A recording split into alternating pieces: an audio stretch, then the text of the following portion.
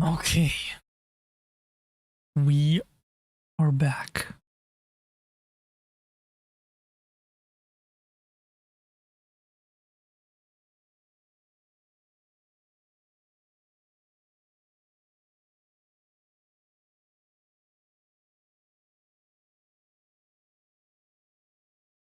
I'll just wait.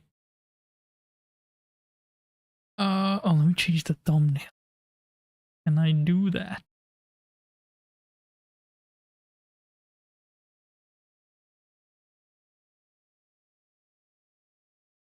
Oh my god, is this what it showed the last time I?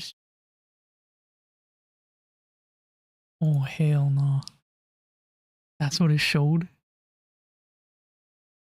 Oh my god, it's showing that I hate YouTube. I hate YouTube so much.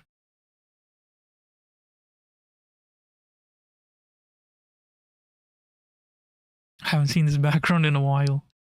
Yo, JBN? Alright, at least you're here so you can... What's the point of me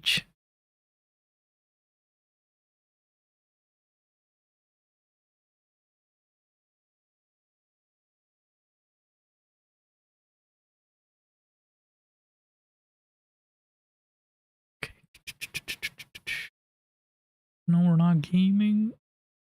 Entertainment. Change the thumbnail.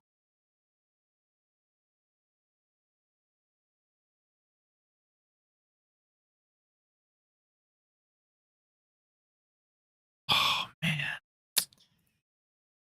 So reaction. Oh. Not gonna lie, I was trying to binge watch a show, but it can wait. Okay, WJBN. This guy was about to watch a show, but he saw that I went live. That's my dog. Alex Bale reaction.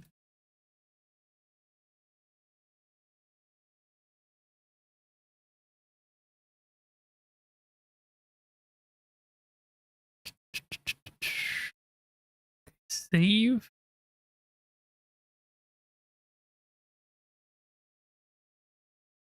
Okay, boom, thumbnail changed. Now I know why that person's actually. I don't know. I don't know what that guy said the first time he joined 2 days or 3 days ago. I was saying my AI was trash and I didn't understand what he said. But now it probably makes sense. Because he probably saw the mouse thumbnail. And this dude just came in and said the AI was trash.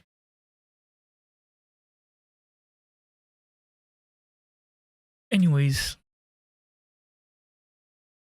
Do you like the background of my camera? So what I did, okay, originally I was gonna steal Moist Critical's background and put that behind me. Then I was like, you know what, that's not original. So what I did is I took a picture. So what you're seeing, this is from my room.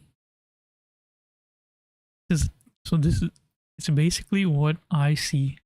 So I'm looking at this right now. Basically my table where I stream. And I just took a picture of like the top part of the table where all my figurines are. So like, what the hell is this? What am I moving? Oh, is that the background?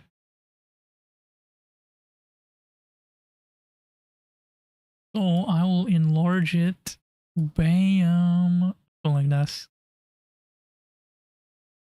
overwrite everything. Okay, bam. That's what it looks like. Got the Vegeta figures because I like Vegeta. Got some Pokemon amiibos. Got some Funko Pops. Oh, we got some game collections, collector's editions of Metroid Dread. Mostly amiibos. Got the Pokemon Ethan, aka Gold, aka the protagonist in Gold and Silver. figurine. That's probably the most expensive thing on that table, is that figurine in the middle of this Pokemon one. Got an Arceus in the background. And yeah. I'm gonna shrink that back and put that here.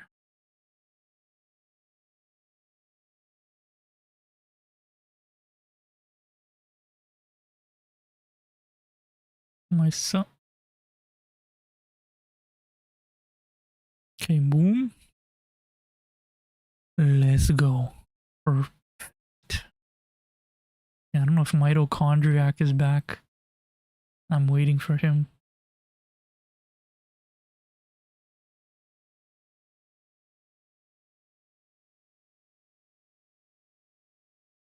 Okay, boom.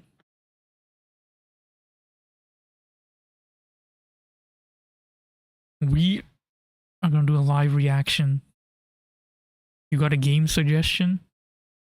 Alright, tell me. Put on the list.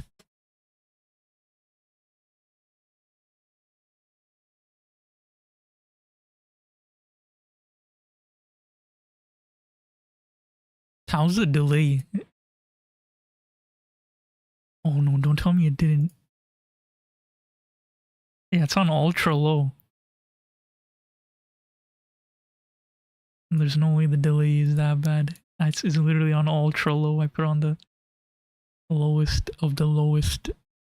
The Island of Dr. Morius. I've never heard of that. The Island of Dr. Also, I thought it was a book for a second. It's a movie?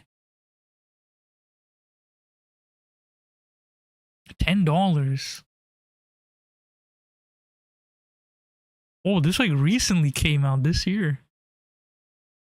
Like a point and click. Oh, it is a point and click. Yeah, I can tell. Oh, it's like Dr. Seuss type art style. Bro, it's literally like a Dr. Seuss. Horror adventure inspired by the art of Theodore. Oh, it's heavily based off. Okay, that makes sense. Oh, H.P. Lovecraft. Okay, I like it. I like it.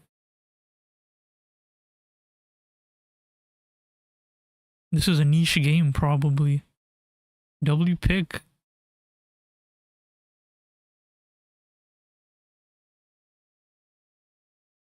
Okay, everyone just making Dr. Seuss jokes in the reviews. How long? Dude, this guy played it for 12 hours. What's the rough? Is it like 2 hours? Bro, is it like a long ass game? It can't be a long game.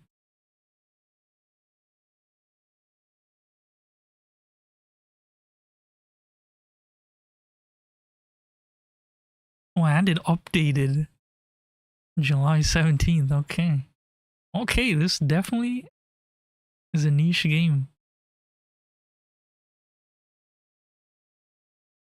About 1 hour if you ain't complete the whole game. What do you mean I don't complete the whole game?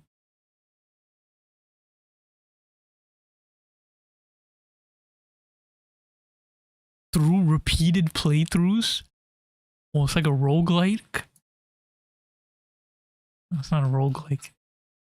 It just says, is it a roguelike? No. Survival horror. Holy, I was waiting for you, my boy. I was literally waiting for you. I didn't start until you came back. Mitochondriac.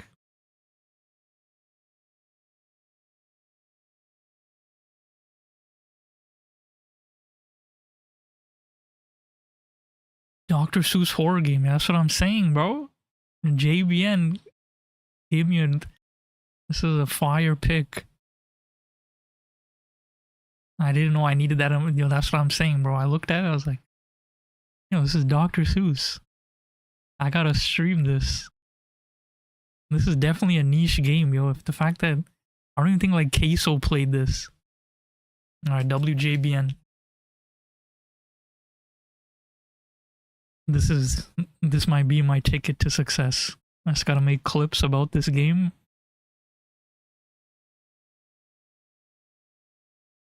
And I'll become famous. Be like, yo, what game is this guy playing? I'll be like, yo, it's a Dr. Seuss type game. There's one game that's going around. Wait, were you there when I played it? Oh, Mugenics? Oh, I don't know that game. I thought you were gonna say Shift at Midnight. I'm literally playing that right now. Mute $40. Yeah, I heard about it when it first came out. This is like where you like actually like mutate. You make like some next types of cats. Oh, it's roguelike. Oh yeah, this is like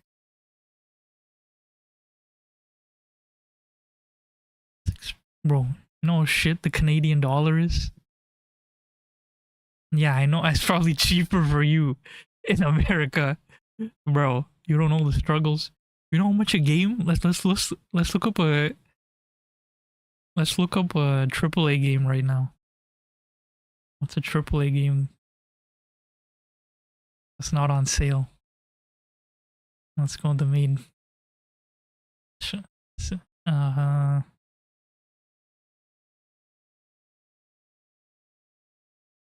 Why can't I think of a AAA game?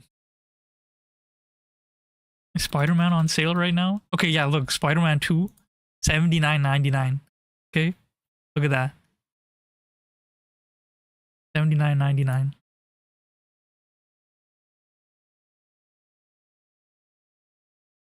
Oh, Wolverine. Look at how much you have to spend for Wolverine. Oh wait, that's not on PC. Wolverine, $89.99, okay? The Wolverine game coming out, $89.99. GTA 6, $89.99. We're getting rinsed off one game, and then plus tax, that's $100. $100 for one single game. Gaming is now like an investment. Like, you know, you can't just be buying. It's also a chat. Oh, is my chat not on this?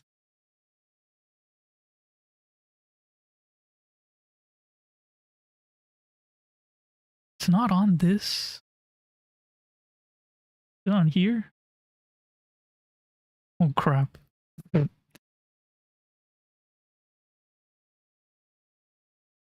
Alright, test it. Someone type in chat. Oh, that's because I was on my YouTube.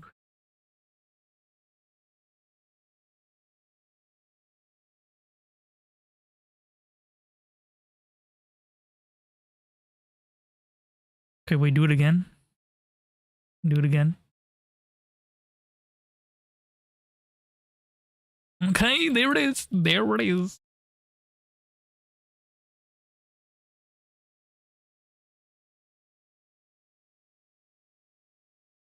Yeah, the Canadian dollar is trapped.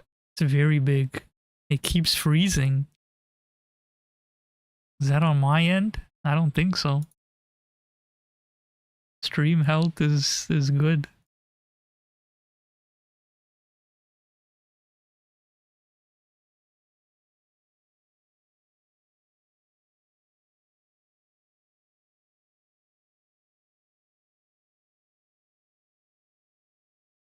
Oh, you said your internet, yeah, because I have insane internet. Okay, I'm not bragging, but internet's crazy, you know?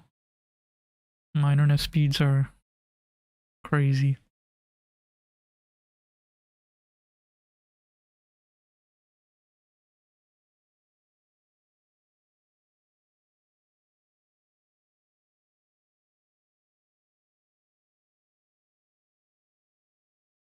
Alright, anyways. Well, we ready? Yes, sir. It's right here, man. It's right here. Alright, I gotta record this too so I can make it into a YouTube video so that everyone. Yo, I'm gonna need your help. Mitochondriac, I'm gonna need your help. Dude, you know what? I'll show you. Yo, I don't know what to do, man. The numbers ain't hitting anymore. No, Alex Bale. Alex Bale carried me for the past like month.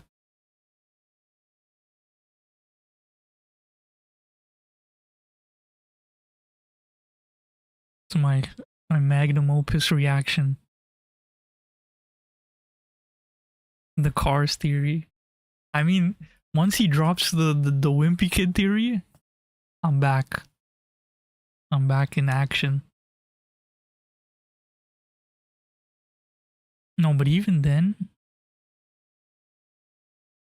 some of these videos still get views. I mean, all of them still get views. I'm not gonna lie. Because it's Alex Bale, all of these, that's like the beauty of YouTube, which is why I prefer YouTube more, is that your videos don't die because of how YouTube works. So because I reacted to Alex Bale, latest video, and then I went all the way back and watched all his videos. So now all my reactions are like grouped together so that if one person watches one thing, YouTube's gonna be like, oh, you like this guy reacting to this? Okay, he did it to this video. And that's gonna keep recommending my videos to people. They're like, oh, you watched a Blade react to this one? Okay, watch him react to this one. The Mater one, no, the Mater one wasn't the first one. I'm lying, but it was the Mater one I did the day it released. So that was the key to my success. Was I capitalized the second I saw that he uploaded, I had to make the reaction right away, and then boom, 3,000 views. Bro, I love it. The comment section on this video is hilarious.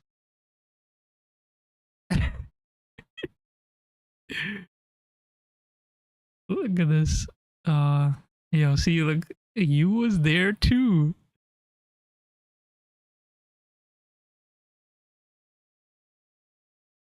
You was there too. And don't you remember, Blade? You was there too. Yo, people are is crazy. I had so much love. I almost cried.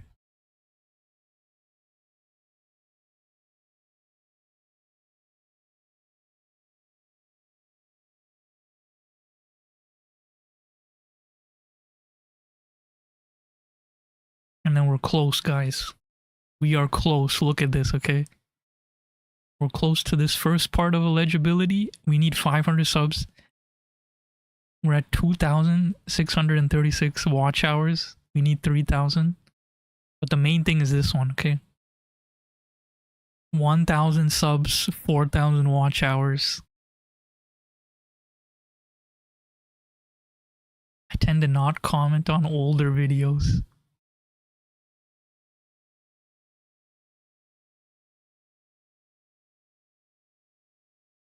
But if you look at them anyway, it'll happen. Yeah, this is the main goal. 4,000 watch hours. 1,000 subs.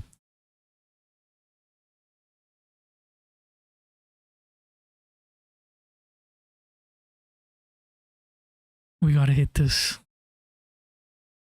I need this the most out of everything.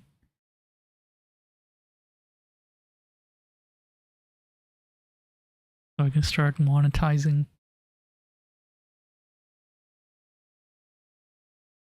Bro, what kind of... You started the stream as soon as I saw someone but in your show? That is a wild statement.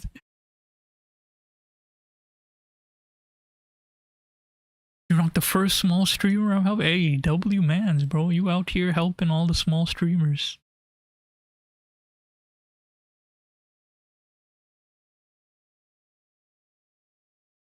Yeah, I just need to consistently stream on YouTube.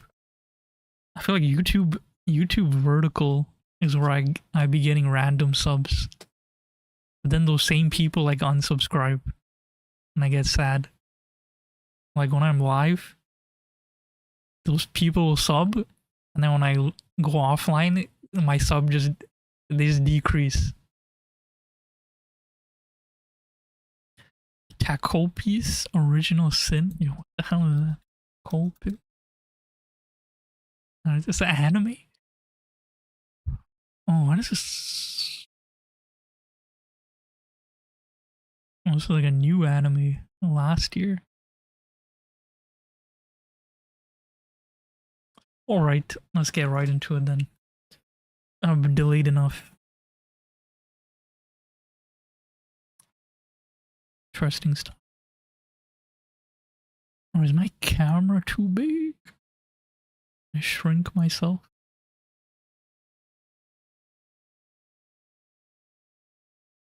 Alright. Chat. Is this a good spot? The chat box here good? Should I move it like on my head? Move it like up here?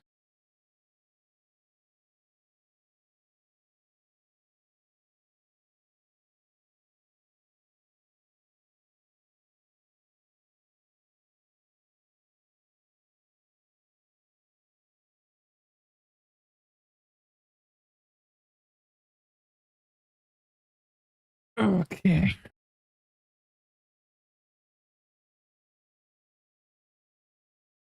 All right.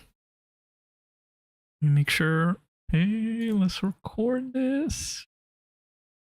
Damn, you guys are gonna see. So this is what I do when I record. Insane. Okay. This is behind the scenes with Blade. When I record my reactions. I gotta clear the throat, I gotta drink some water.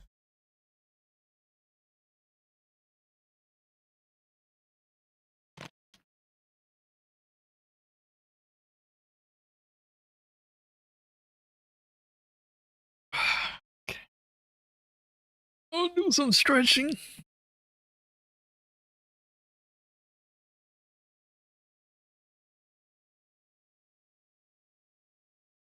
Live footage of the backstage that we call editing and react.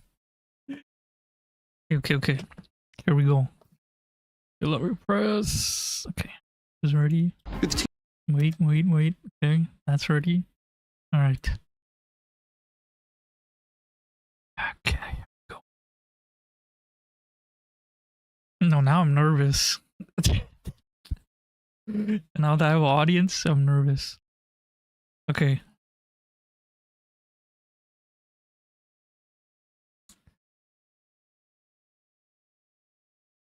What's good, YouTube? It's your boy Blade, and we're back with some more Alex Bale reactions. Today, we are live reacting to the High School Musical theory. Say hello, chat. I got my boy Mitochondriac and JBN in the chat. So without further ado, make sure to like and subscribe for more reactions and gaming content. Let's get right into it. The High School Musical theory, Alex Bale, by Alex Bale. You're the team leader, not a singer. Did you ever think maybe I could be both? Our team is coming apart because of your singing thing. I don't dance. I've always thought there was something disturbing about High School Musical. I know that sounds strange. You never saw them? Bro, I grew up watching them when I was a kid on the Family Channel. Yo, see, that's the difference, bro. Americans, yo, we didn't even have, unless, so I'll explain. So in Canada, I was outside. Okay, look at this guy. So in Canada, you had to pay the premium to get like Cartoon Network and like Nickelodeon. So obviously my family wasn't about that life, and we just had regular cable. But we only had the family channel, which is probably the Disney Channel for you guys. So I was only watching all Disney cartoons and shows. But we also had YTV. If you're Canadian, you know what YTV is. And that's where we had we had a mix of, that's where SpongeBob, Fairly Odd Parents. We had the Nickelodeon shows were on YTV, but we didn't have like all of them. What's the oldest Disney show you remember?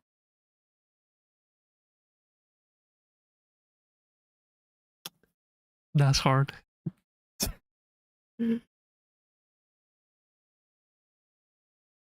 For me, it's Brandy and Mr. Wickers. Bro, I don't even know that. Yeah, you're definitely older than me. Now I have to search that up.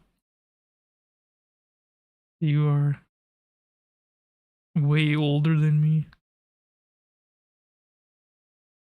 Oh, Whiskers. Brandy.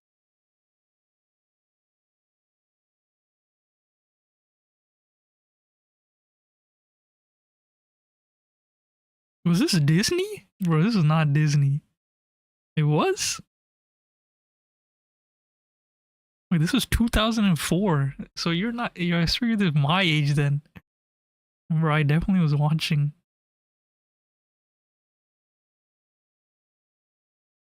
Oh, The Replacements. That was a pretty goated cartoon. I can, oh yeah, now it's showing me all Dave the Barbarian. What do you know about Dave the Barbarian?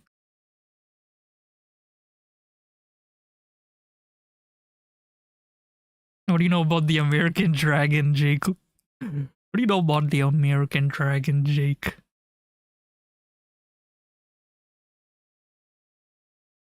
When did...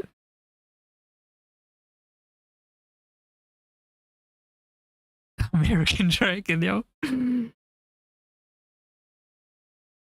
did this show come? What do you know about... What do you know about Smart Guy? Who remembers Smart Guy? Oh, this show came out in 97? Oh, it was still airing when I was a kid. Okay, or distracted. L reactor. Okay, let's get back to the video.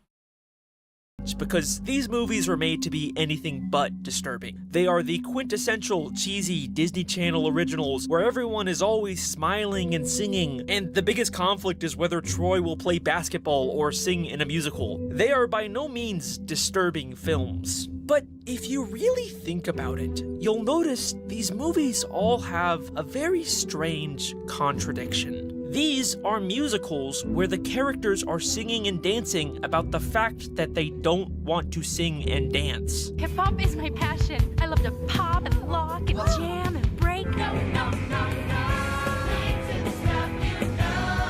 There are scenes where Chad tells Troy he shouldn't sing, immediately followed by Chad suddenly breaking into a giant choreographed song and dance. So dude, you know that school musical thing? Is it true you get extra credit just for Oh my God, auditioning? Who cares? The song is literally called Get Your Head in the Game. Yo, we weren't paying attention as a kid, yo. Oh my God. Bro. Yo, how does Alex Bale do this, man? Like this guy's brain is like on another level. Like people sometimes rip on these movies, but they're way better than Twilight.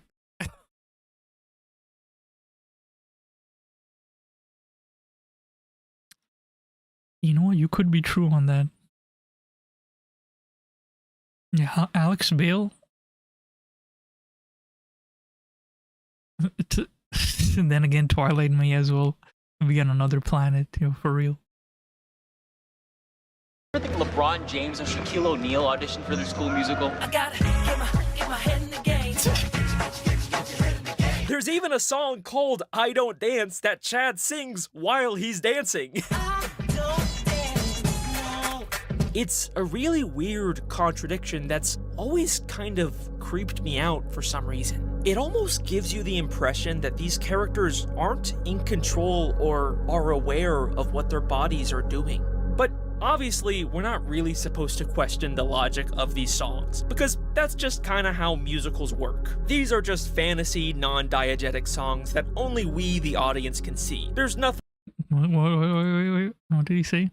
These are just fantasy, non-diegetic songs. Non-diegetic, having a source external to the context of the story and not heard by the characters.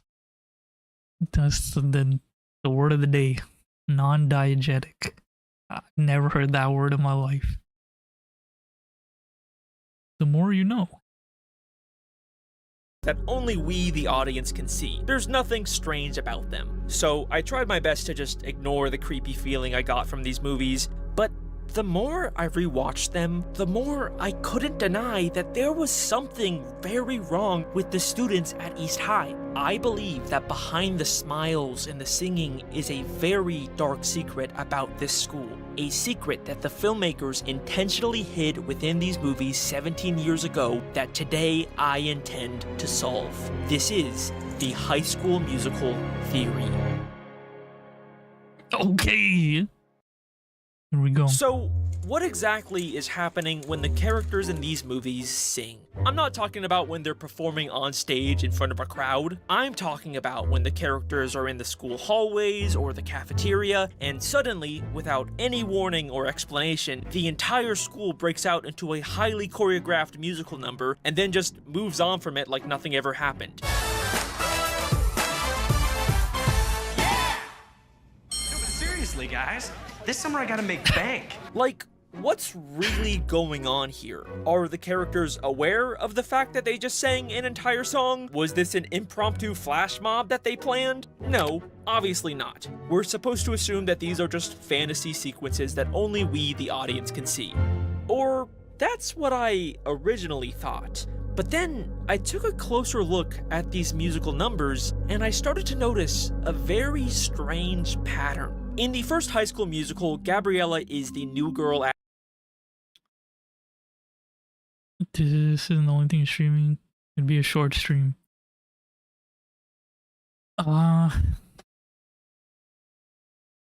Yeah, might be a short stream today, not gonna lie. It's already late.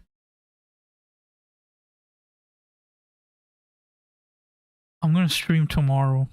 I'm gonna finish the game that I was playing earlier. So that is gonna be a long stream.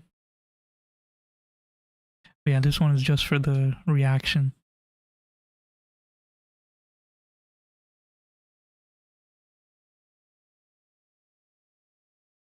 But yeah, JBN, just wait for the YouTube video. Alright, back to the reaction. At school, and the first time she experiences one of these spontaneous musical numbers is in the Stick to the Status Quo song in the cafeteria. Now, Gabriella doesn't enter until about halfway through the song, but she has a very interesting reaction to it.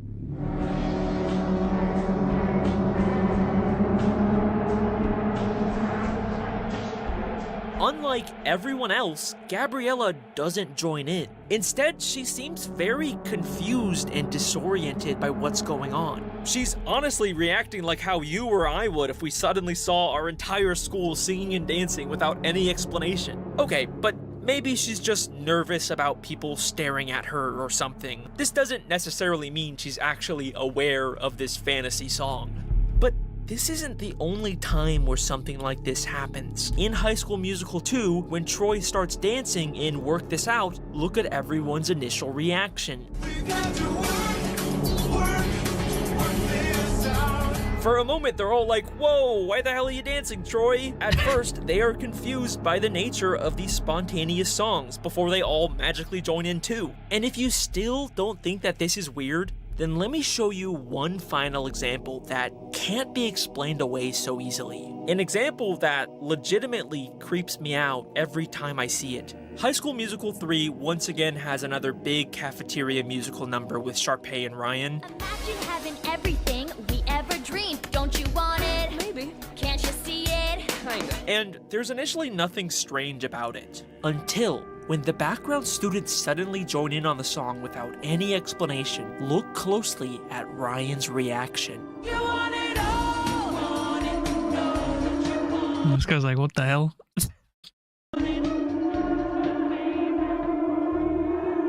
It's very easy to miss with Sharpay in front of him, but Ryan is clearly extremely confused by the other students suddenly dancing around him. Unlike the other examples, there is no other possible explanation here. In this moment, Ryan is 100% aware of the fact that he is experiencing an unexplainable, spontaneous musical scene, and he looks deeply disturbed by this. He's got the Minecraft skeleton on his shirt. On his vest. His sweater vest. Bro, he's ahead of the times.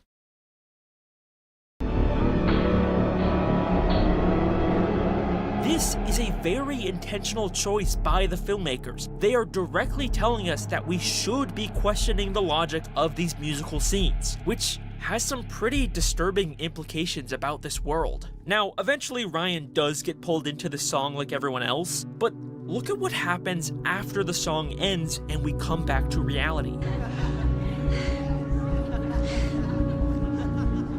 It's ours, Ryan. Not only are they both still posing and out of breath, like they did actually sing that entire song, it wasn't just something that they imagined, but also look at Ryan's face.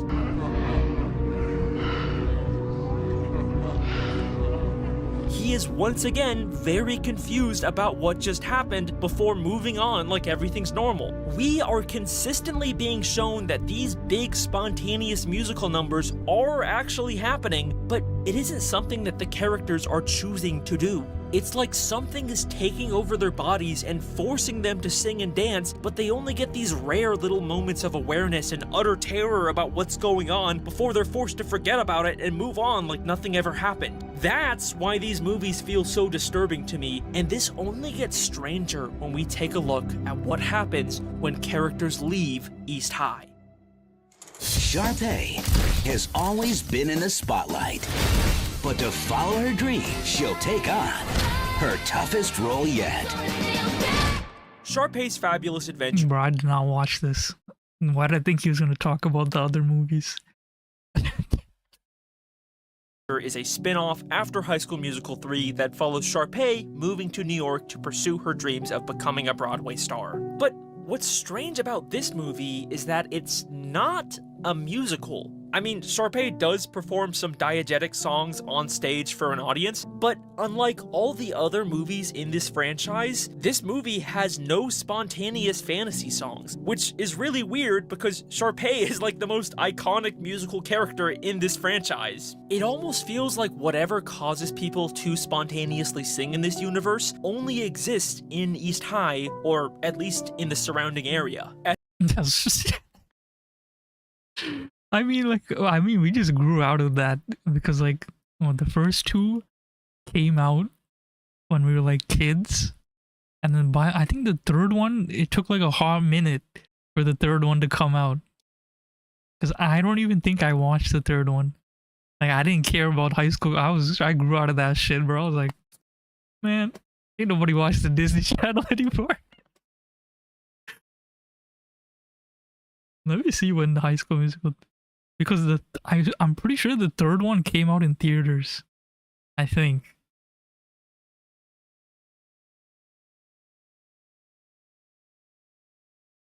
No, it came out in 2008. Did it come out in theaters?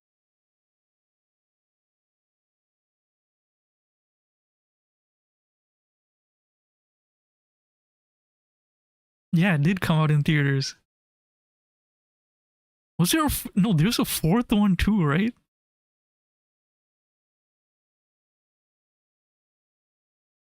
Was there a fourth one? Oh no, I'm tripping.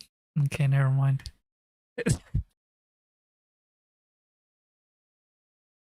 Alright. universe only exists in East High, or at least in the surrounding area. SNL did this parody sketch with Zac Efron that feels more accurate every time I watch these movies. High School Musical 4, new senior class! I'm here to talk about what happens after you leave East High. Here's the deal. No one sings at college. What? People just stared at me. And from what I can tell, this is America's only singing high school. Remember how in the first High School Musical, Gabriella seemed kind of aware and confused by the spontaneous songs at first? It wasn't just a quick moment for her. She never joined in. Yo, SNL. I know, man, we were too young. I've only been watching it recently. Yeah, we were watching... Yeah, probably back then was probably SNL's peak. Is that all the iconic people on there? On Stick to the Status Quo. You probably never realized this, but Gabriella never actually gets a non-diegetic song until 2/3 of the way through the first movie, despite her being one of the two main characters of this musical. What if this is because she's the new girl at school, and whatever's making people sing hasn't fully affected her yet? Now, there are some exceptions where characters still Oh snap, really? By the Tom Kenyon, oh snap. spontaneously sing outside of the school, like in High School Musical 2 when they're in a country club for the summer, but that's still nearby. Yo, the Bet school on in It? Albuquerque. That was probably my favorite song, not gonna lie. Bet on It. That was my favorite song. Musical 2 when they're in a country club for the summer, but that's Bet still on it, nearby the bet on school in Albuquerque, and they haven't really been there for very long. The main exception to this is at the end of High School Musical 3 when Gabriella briefly goes to Stanford as a part of early enrollment, and she still has a non-diegetic song. Take my hand, take the lead. And they make a really big point about how far away Stanford is from East High. Promise tonight in Albuquerque. It's 1,000 miles away. So it seems like this would disprove the idea that the songs can only happen near the school, but then I took a closer look at this scene. So Gabriella went to Stanford as a part of an early enrollment and had to miss out on prom at East High, but then Troy decides to also skip prom and instead dance with Gabriella at Stanford. And this is when we get their non-diegetic song. Cause my heart is wherever you are. But during the song, they're both briefly transported to East High's prom with all of their friends. Now, obviously, this is just supposed to be a fantasy cutaway. They aren't actually back at the school. Stuff like this happens all the time in the musical numbers from these movies. These are all just imaginary fantasy sets. It's kind of like Troy and Gabriella are imagining they're back at East High and are incorporating things from their real-life surroundings into the fantasy. But if that's true, then why can we already see the exact same stone pillar set 30 minutes ago at East High?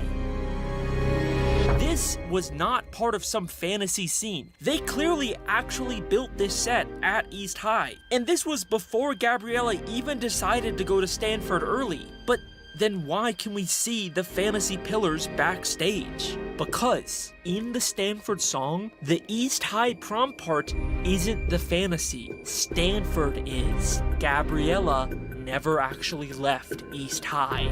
We are What the hell?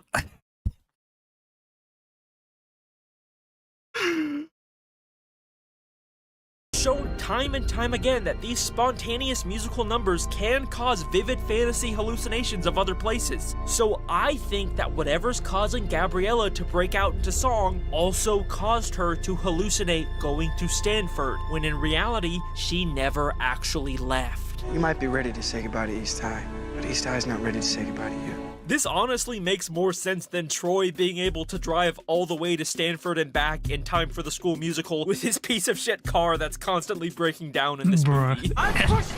Push harder! And if my truck falls apart because I'm spending all my free time on stage, it's all your fault. Something at East High is manipulating all of these students, causing them to sing and dance. Yeah. How could you even grow to High School Musical with Gabrielle in the movies, bro? She was the original Latina baddie, for real. and even hallucinate to the point where they can't even leave. But that brings me to the question that you've probably been waiting for me to answer.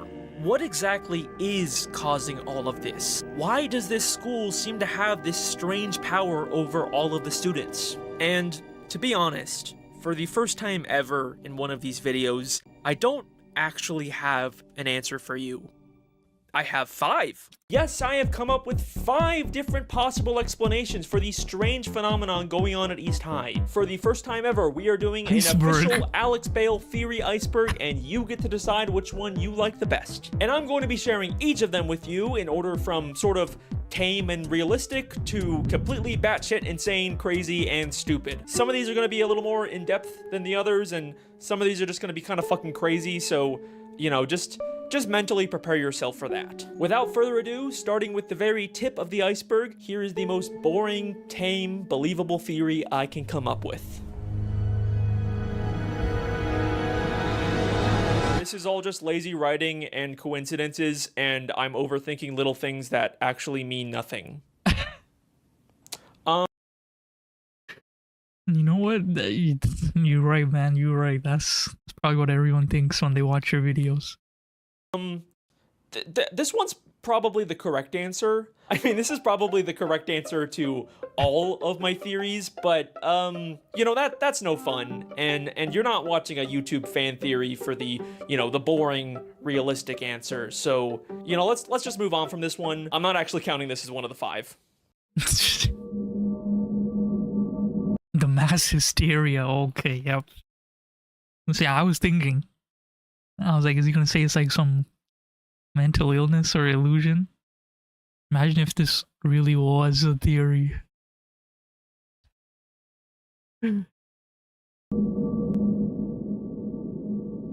I've had this theory planned for a while, but fucking Danny Gonzalez kind of jokingly beat me to it first. Damn! My goat got beaten? Ow. Danny Gonzalez, huh? Hey, beat him at his own game? Crazy. Wait, when did he upload it? While, but fucking Danny Gonzalez 2 months ago? Oh wait, when was this video uploaded? It's been like a year, isn't it? Yeah, exactly. June 27th, 2025. So April. Damn.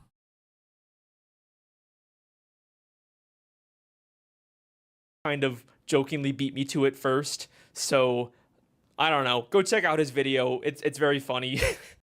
In 1518, Strasbourg, France, a woman named Frau Trophia walked into the streets and reportedly started silently dancing without any explanation. Are we dead ass? We're taking it all the way back? Yo, why do I remember this in school? I don't know if I learned this in school or I watched a video on it. Yo, why do I remember this hysteria thing where people just started dancing? Like they just danced until they died. Why do I remember this? Soon, other people began to join her, and over the next couple of weeks, hundreds of people all began uncontrollably, silently dancing with no explanation or way to stop. Many collapsed from exhaustion, and some even reportedly died from heat stroke. This became known as the Dancing Plague of 1518, and it is believed to be one of the most infamous cases of mass hysteria in history. The leading theory behind why this happened is because of extreme stress from famine and diseases at the time, but mass hysteria is something that still happens in many different forms to this day, even to students in high school. Could mass hysteria be responsible for dozens of high schoolers' unexplained hiccups? Health officials say 12 girls from Leroy Junior-Senior High School have exhibited similar symptoms. A doctor treating them says they suffered from conversion disorder, a very real condition resulting from trauma or stress. In the Leroy case, case, most of the sufferers attend the high school and junior high school there. So maybe it's as simple as the stress of being in high school and the pressures of conforming to the status quo was enough to cause a mass hysteria at East High that resulted in students spontaneously breaking out into song and dance. I think this is a very plausible explanation for what's happening in these movies, and it really ties in well with the core conflict these characters are facing. And if mass hysteria is this low on my iceberg, then you know these next theories are about to get really weird. The Zeke? Okay. Hey, bro. What is this guy about to say? Are you gonna tell me this guy like sabotaged the creme brulee, and then this guy just spread the virus with the creme brulee, brainwashed the whole high school, start dancing? Hear me out. I think Zeke is up to something. Zeke is one of the basketball side characters, and his whole thing is that he secretly loves to bake, but no one at school accepts that about him, at least until the end of the first movie. I bake. What? I love to bake. Strudel, scones, even apple pandowdy. There's not a ton to his character. He's just kind of the funny food guy. He's always giving people stuff he baked. I baked these fresh today. A pie. I baked you some cookies. Hey, ladies, you guys want a cupcake? But the one strange thing that I noticed about Zeke is his relationship with Sharpay. So Zeke has a crush on Sharpay, and he tries to ask her out. Hey, Sharpay. Well, I just thought maybe you could watch me play ball sometime or something. And she fucking hates. Do you know what creme brulee means? No. I never looked into that. Are you about to tell me it's like some dirty meaning? Creme is like cream, right? But a brulee? I don't know what that means.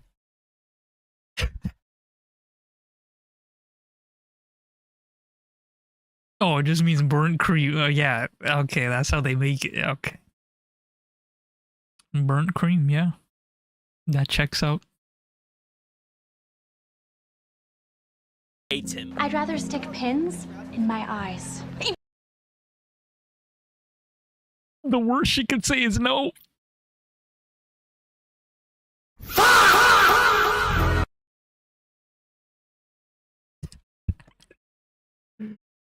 That's... I don't know how you can recover from that. Let's run that back one more time. Awesome time or something. And she fucking hates him. I'd rather stick pins in my eyes. Evaporate, tall person. But then she said, evaporate, tall person. She don't F with him at all. He bakes her some cookies, and she suddenly has a very different reaction. These cookies are genius. The best things I've ever tasted. What's he putting in those cookies?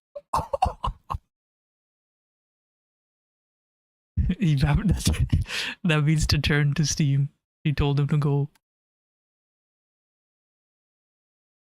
Yo, Zeke might be on some freaky stuff. He put some aphrodisiac in the cookie. This guy on some freaky time. Okay, well, whatever. That's kind of weird, but, you know, it's just a typical Disney Channel gag. But then, by the next movie, Sharpay completely forgets about Zeke and moves on to being obsessed with Troy. Troy, Sharpay. Sharpay, Troy. But then Zeke gets a job as a chef, and he's really excited to be working near Sharpay. Chef Michael's gonna teach me the art of Austrian flake pastry. And Sharpay's gonna be where I work every day. I think we can assume he's probably giving her food again. And then, at the end of High School Musical 2, she's kind of all over him again. There's potentially a pattern here. Then, in High School Musical 3, there's a deleted scene where Zeke is gonna ask her to prom, and once again, he's planning on bringing her more cookies, but then Jason takes them away, and all of a sudden, he seems kinda nervous. Yeah, she's gonna listen to me. And listen good. You got this. Now give me the cookies. You don't need these. Go on, get in there. No, you're empowered. You got these. No. Zeke seems to really believe that the cookies are necessary to get Sharpay to go to prom with him. And it turns out he doesn't need them, but the very first thing Sharpay says is... Hey, Sharpay. Zeke, cookies? Huh. Yo, this guy has the mind control cookies, bro. This guy has the mind control cookies. Zeke is kind of dangerous with this theory in mind. This guy's lethal, bro. He's too powerful. Look at that. This guy just has to show up and her brain just like, the switch turns on. She's just like, cookies? Where's my cookies? Sharpay says is, Hey, Sharpay. Zeke! Cookies? huh, interesting. Also, later he finds out Jason ate the cookies meant for Sharpay, and he is very concerned. Where's my cookies? You ate all the cookies? Those were meant for Sharpay, not you. Those were apparently only for Sharpay. Why would Zeke care that Jason ate them if he already decided not to give them to Sharpay? Oh, now Jason's gonna fall in love with him? And now he's concerned about Jason, who later, during graduation,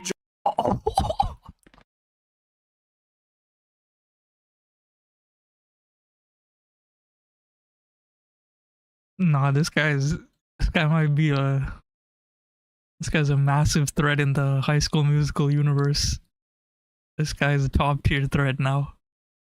only for Sharpay, and now he's concerned about Jason, who later, during graduation, jumps on him in a very similar way to Sharpay. Yo, look at his reaction. Look at Zeke's reaction. Yo, this guy's like, oh my god, yo, my cookies are too OP. Similar way to Sharpay. Look at the zoom in. He's like, that's, he wasn't supposed to do that. Is that the power of my cookies?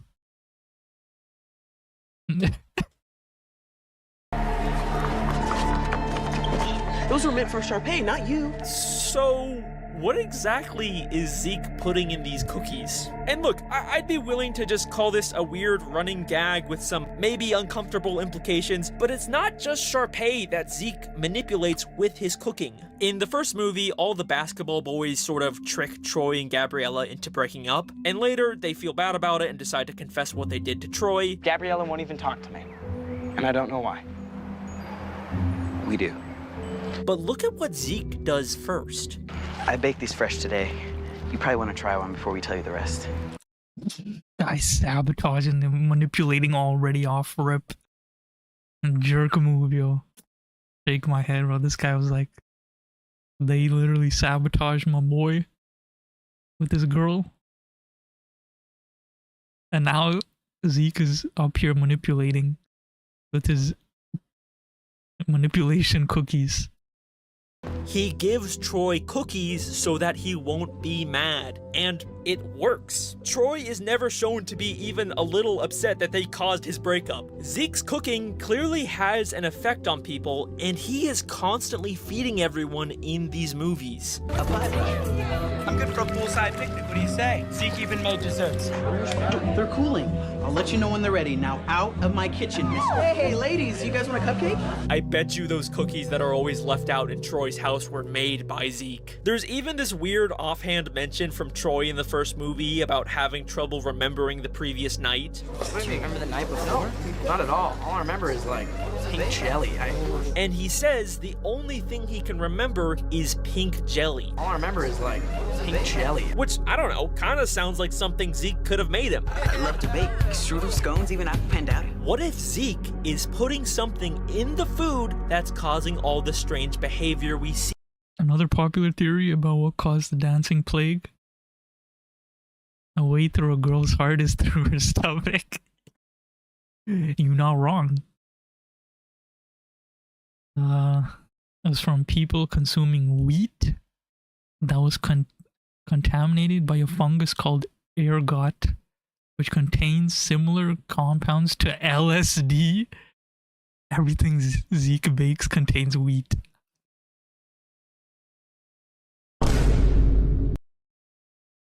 At East High. But wait, why would Zeke want the entire school to be constantly breaking out into song and dance? Well, what do these songs ultimately accomplish? The songs are ways for characters to express their inner truth. It causes Troy to realize he wants to be in the musical. Why am I feeling so wrong? My head's in the game, but my heart's in the song. It causes everyone to break out of the status quo and ultimately accept their fellow students for who they are. But inside I am stirring, something strange is occurring. It's a secret I need to share. Which allows Zeke to finally be able to be accepted as someone who wants to bake. Or a jock.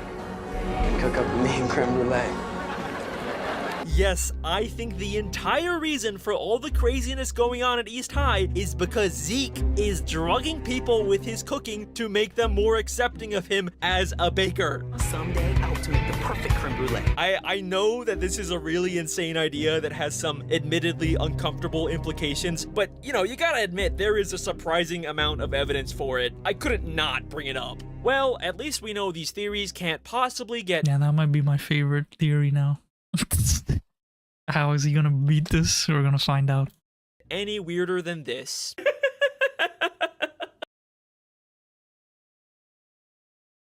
Yo.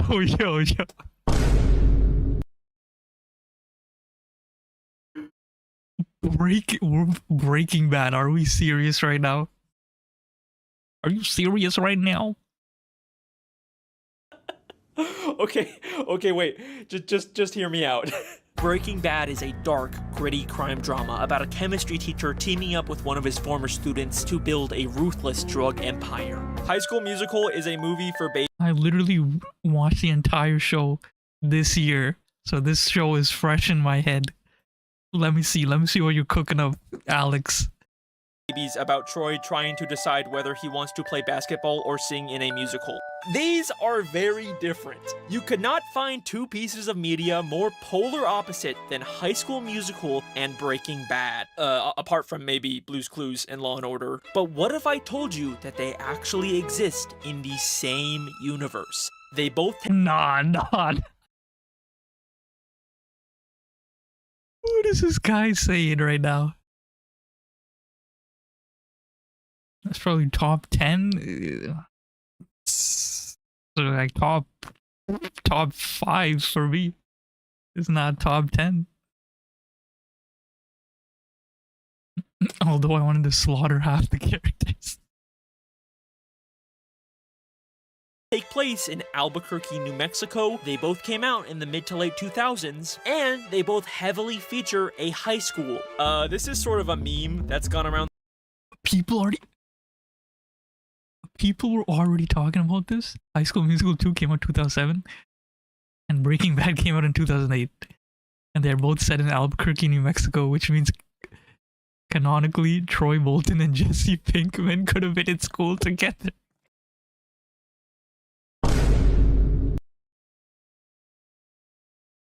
The internet for a while because of these weird similarities. Even Mr. Matt Pat film. No, not even. Yo, Matt Pat made a theory on that. Film theory before he retired from YouTube tried to make a theory about it. And you know, as hard as I tried, I couldn't figure out how to prove that High School Musical was in the same universe as Breaking Bad. Yeah, I'm pretty sure that's actually the reason why Matt Pat retired. It was just the one theory he could never crack. Hey, if you can make an airtight connection, let me know, because that would be the best theory ever. Well, okay, Mr. Game Theory, I accept your challenge. Let's see if we can avenge your death. So, with all the strange behavior and hallucinations in High School Musical, there is clearly a possibility that everyone is being drugged. But what if instead of Zeke being behind it, everyone instead got hooked on a new popular drug that's going around town, Heisenberg's signature blue meth? This is pure glass. This is art. A drug that Breaking Bad has established can cause hallucinations.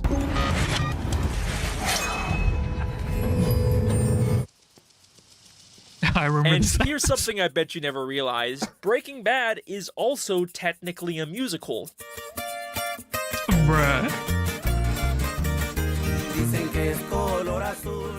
One of the episodes opens with a random band recapping the show's plot in the desert, and it's never acknowledged again.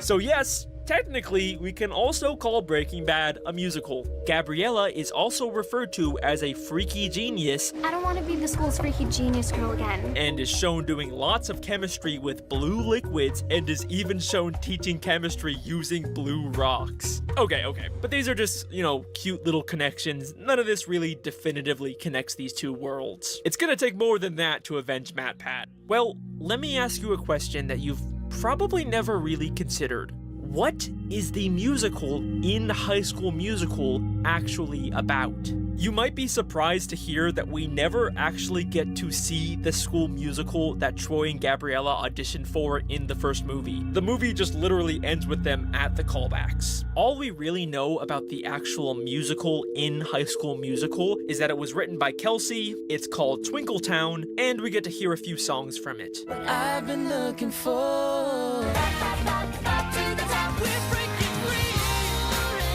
And you know what? The more I looked into the plot of this musical, the more I began to realize how much it eerily lines up with the plot of Breaking Bad. Nah.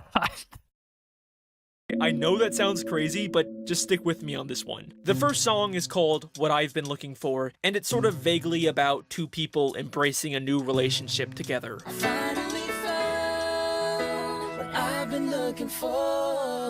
You might assume that it's a romantic relationship since it's sung by Troy and Gabriella, but Ryan and Sharpay also auditioned for the same role, and they're brother and sister, so I'm just gonna assume it's more of a platonic relationship. It's hard to believe that I couldn't see you were always there beside me. It's hard to believe that I couldn't see that you were always there beside me. This is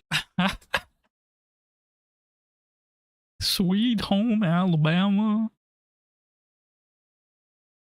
No, now I'm gonna be dissecting these lyrics and thinking of Breaking Bad. is a relationship between two people who knew each other for some time before, but only now do they see each other in a new light. Jesse was Walter's student, who he never really thought much of, until he later found out that Jesse was secretly a meth cook. Honestly, I never expected you to amount to much, but methamphetamine?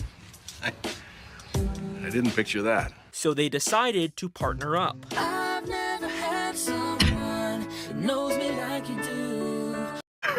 Yo, I'm just shook that Alex Bale is the GOAT, man. Like, I'm at a loss of words. How does he come up with this stuff? I've never had someone that knows me like you do. Jesse is the only person in Walter's life who knows about his secret criminal activities. So lonely before I finally found what I've been looking for. Bro, I have the sickest idea right now, bro. If I knew how to... I shouldn't say it. I don't want to leak it. Never mind. I'm not gonna say it. I finally found what I've been looking for. Walter was living a sad, unfulfilling life before he partnered with Jesse. I am an extremely overqualified high school chemistry teacher. I have watched all of my colleagues and friends surpass me in every way imaginable, and within 18 months, I will be dead. But now he's discovered his true calling and finally found the exciting life that he's been looking for.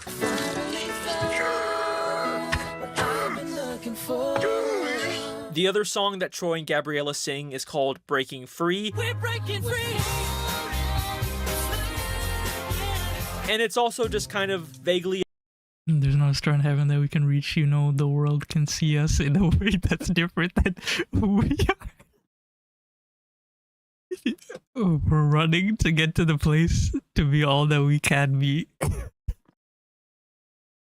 About being yourself and finally being free to do what you want with someone else. And obviously you can line that up with how Walter breaks free from his old life with Jesse, or more accurately, breaks bad. We're breaking bad. Okay, so these songs line up Breaking surprisingly Bad. well, but at the same time, the lyrics are also pretty vague and could probably line up with a lot of different things if you tried hard enough. But things get really insane when we take a look at our last song from the musical, Bop to the Top. Yeah, we're gonna bop to the top. This is a song about the same two characters in a competitive environment doing anything it takes to climb the ladder of success. Anything it takes to climb the ladder of success. This is literally the plot of Breaking Bad. They specifically describe this competition in a pretty explicitly violent, brutal way.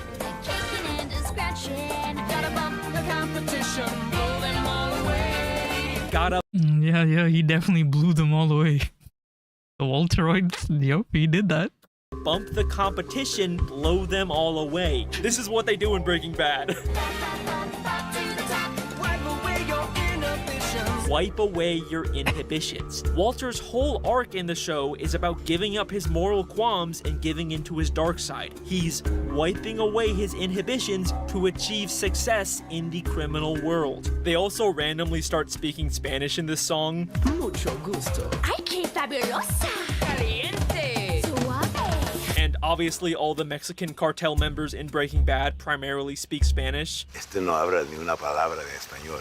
Ryan is wearing a fedora just like Heisenberg, and Sharpay is wearing a very blue dress, the signature color of Walter's meth. Heisenberg is dancing with his meth to climb to the top of the criminal world.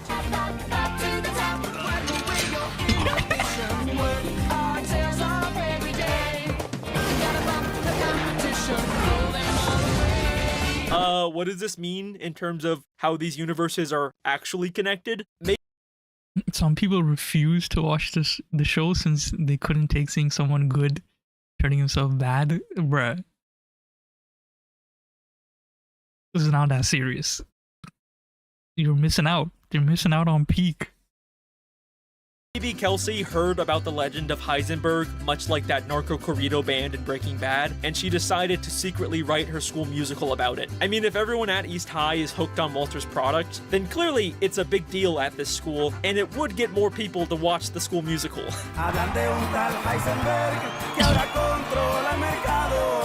Okay, well there you go, Mr. Matt Pat. There's my attempt at connecting these two pieces of media.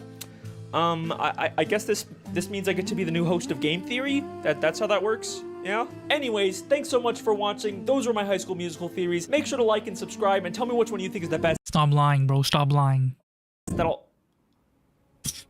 Wait. What do you mean there's two more theories? No. You can't possibly get crazier than a Breaking Bad High School Musical theory. That's clearly the limit. You can't get any more insane than that.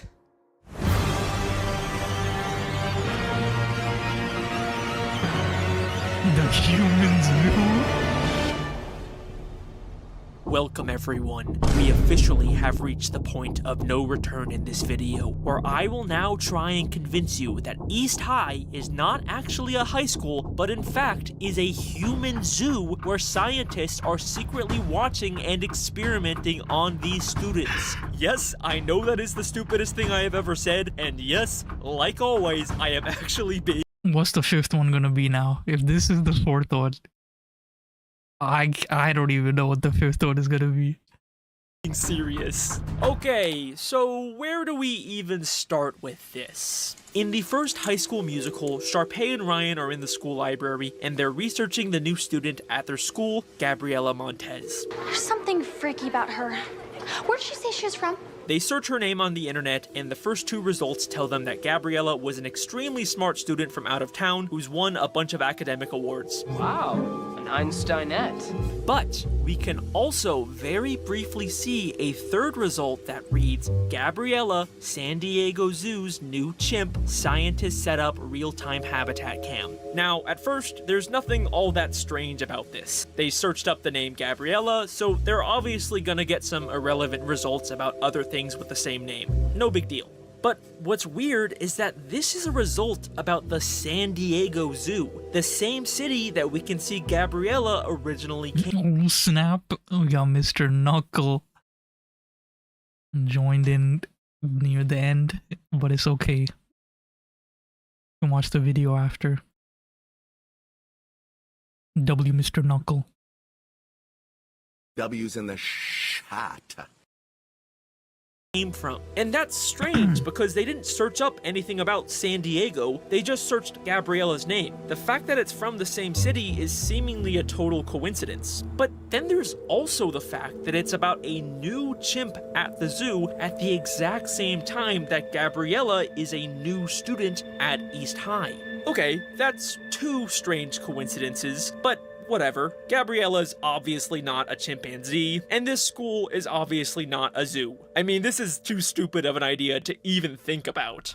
But then I did think about it, and I kept noticing more of these weird coincidences. At the start of the first movie, listen to what Taylor says when she first sees the basketball guys. She's gonna call them monkeys. Behold the zoo animals heralding the new year. Behold the zoo animals? What is going on? This is such a stupid idea, but it keeps coming back. And then I realized the students at this school are constantly being compared to animals. Hey, what team? Sharpay is kind of cute too. So is a mountain lion. I smell a rat named Darvis. Actually, I think it's two rats. You know. That would be ironic. That would be so fried. Yo, imagine she said that. Bro, we would have missed that for like decades. If she said that, she would be like on some Frieza timing. She'd be like, "Look at all those monkeys." What I'm gonna do to those two overmoose show dogs? Nothing. What's up, dog? Ducky, how's my dashing boy? It goes What's up, dog? Bro, okay, everyone says what's up, dog. around your neck, like a dog collar. And then the fish turns into a gorgeous prince. That girl's got more moves than an octopus in a wrestling match. I know everyone thinks that I'm Sharpay's poodle. The students even dress up like animals. Okay, but come on, this is still such a stupid idea. Like, even if the students are constantly compared to animals, obviously, we know that they're not. They're clearly human, we can see that with our own eyes. Like, what are we even supposed to assume here? That they were animals that somehow turned into humans? Animorphs. No, that is so stupid. End of story, theory debunked. Oh, no. Oh, Gabriella, she's the smartest, bro. She's like, I'm already gonna say the theory. She was sent. She was a spy. She was like, yo, Gabriella's so smart. They're gonna put her in the school to study the animals. Look at that. That's why she's looking at the human evolution. What the fuck? When Taylor is trying to explain to Gabriella why she shouldn't date Troy, she literally shows a diagram of a monkey evolving into a human. From lowly Neanderthal and Cro-Magnon to early warriors, medieval knights, all leading up to Lunkhead Basketball Man. I'm gonna lose my fucking mind. What does this mean? Okay, my theory was completely wrong. Why are they constantly telling us that these students are animals at a zoo? Are we really supposed to believe that these students were like originally animals that somehow evolved into humans? Hang on. No. We're not even talking about just a normal zoo anymore. This is some mad scientist sci-fi bullshit. This is not something a normal zoo does. But wait a second. Remember, it didn't say zookeepers or zoo staff set up the habitat camera. It was specifically scientists, meaning there is some kind of scientific research going on. Okay, you know what? Fine, whatever. I am going to entertain this stupid idea. Here's how I think this could work. The students at East High were all former animals that scientists experimented on, speeding up their evolution process and transforming them into humans. They were Medieval Knights shows romance. Hey, good catch, Mr. Knuckle. placed inside of an elaborate exhibit inside of the San Diego. Wow, your name's not even Mr. Knuckle. How do I even pronounce that?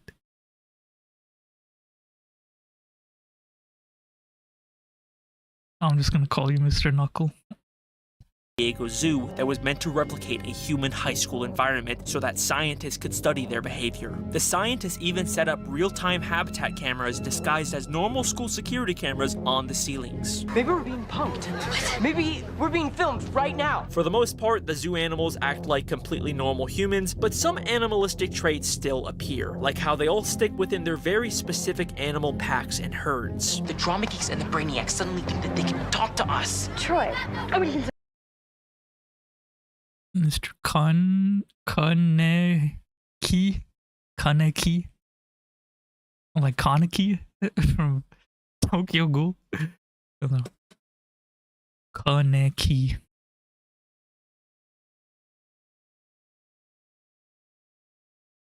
I was pretty lazy. I could have read Kaneki. myself an expert in that particular subspecies. It's like a jungle up here. Yeah, just like that cafeteria. Also, there's the fact that Troy is always climbing trees like an animal. What the heck are those two doing in a tree? Another top secret hiding place. And what is it with Kanaki? Okay. you and trees? I guess I see things more clearly from up here. But what exactly are the scientists trying to achieve with these experiments? Why turn animals into humans and put them inside of a fake school? Well, to answer that, I think we need to take a closer look at Taylor McKessie. If this theory is true, then Taylor seems like the one character who would be aware of it. Behold the zoo animals heralding the new year. From lowly Neanderthal and Cro-Magnon, Troy Bolton represents one side of evolution. I would consider myself an expert in that particular subspecies. But why? What's so special about her? Bro, imagine meeting someone that talked like that about humans. She's trying to sound like some anime villain. President Taylor McKessie. And if those science girls get Gabriella hooked up with Troy Bolton. Taylor is the head of the science club. She knows so much about what's going on because she is one of the scientists secretly running the zoo. W more hairy in the chat. Where's my W's in the shot?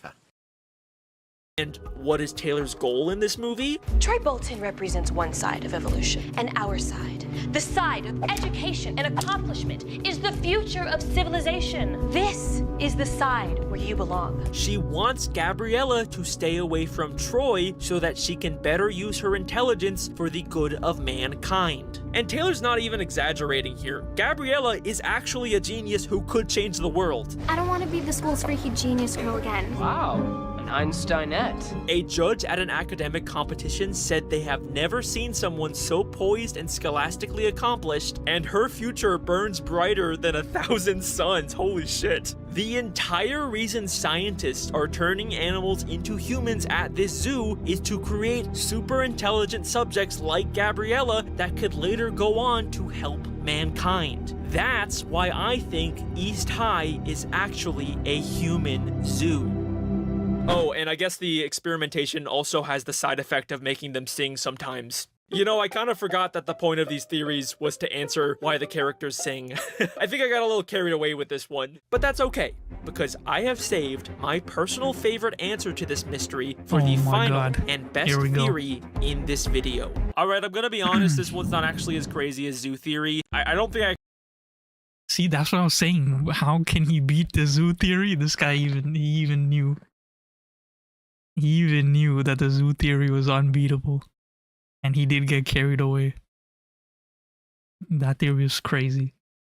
Can actually get any more ridiculous than that one. This one's somewhere between Breaking Bad and Human Zoo. I mean, it's still pretty far down there. But the reason I saved this one for last is because not only is it my personal favorite answer to this mystery, but I believe that it is the answer that is most likely intended by the filmmakers. Out of all of these theories, I actually think this one has a really good chance of being true.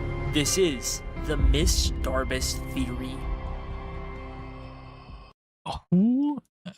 Is she the one that was directing the play? So, something at East High is forcing the characters to break out into song and dance against their will, and then seemingly forget about it.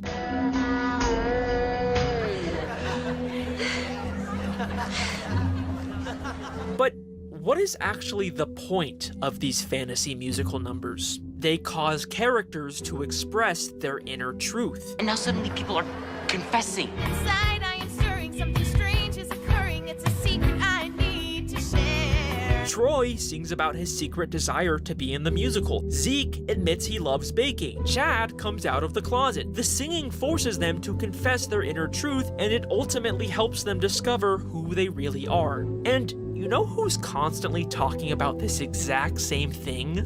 Miss Darbus. Miss Darbus is East High's drama teacher, and she is constantly talking about how the theater and the musical arts can help kids express themselves. This is where the true expression of the artist is realized, where inner truth is revealed. The stage can be a wonderful partner in the process of self-discovery. This is where inner truth is revealed. It's a wonderful partner in self-discovery. Doesn't that sound exactly like what's happening to these students? And she even talks about the theater like it has some kind of supernatural divine power. Proximity to the arts is cleansing for the soul. The theater is a temple of art, a precious cornucopia of creative energy. Is it possible that Miss Darbus is actually aware of what's really going on at this school? Well, to answer that, we need to take a look at her reaction to Troy's non-diegetic song in High School Musical 3. So this is the part in all of these movies where Troy is upset and he's bad at basketball and he wants to sing about being upset. So he breaks into the school at like the middle of the night and sings the iconic song Scream.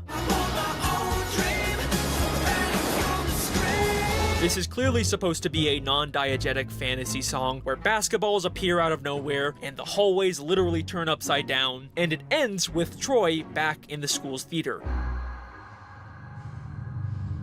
Don't tell me she was there the whole time. Oh my god. Miss D?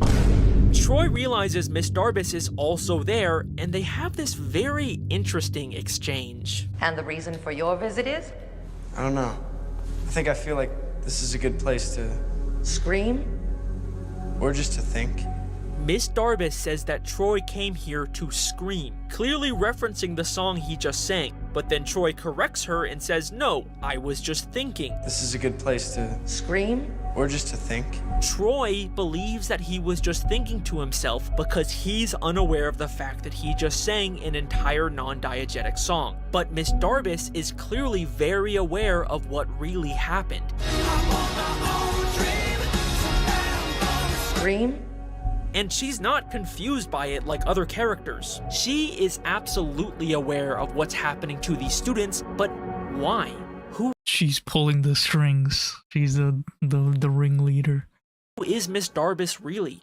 Well, that's a tough question to answer, because we don't ever really get any of her backstory, except for maybe the occasional vague one-off line. Better to consider opportunities now than in 10 years when life may limit your choices. Better to consider opportunities before life limits your choices. Kinda sounds like she's maybe talking from personal experience. Did something happen in her life that limited her choices? Maybe she wanted to be a Broadway star, but then got stuck as a high school drama teacher. I don't know, I mean, like I said, it's hard to really understand Miss Darbus because we don't ever get to see what her life outside of East High is like. Trust me, I've rewatched all of her scenes many times, and I've never really found anything that was useful.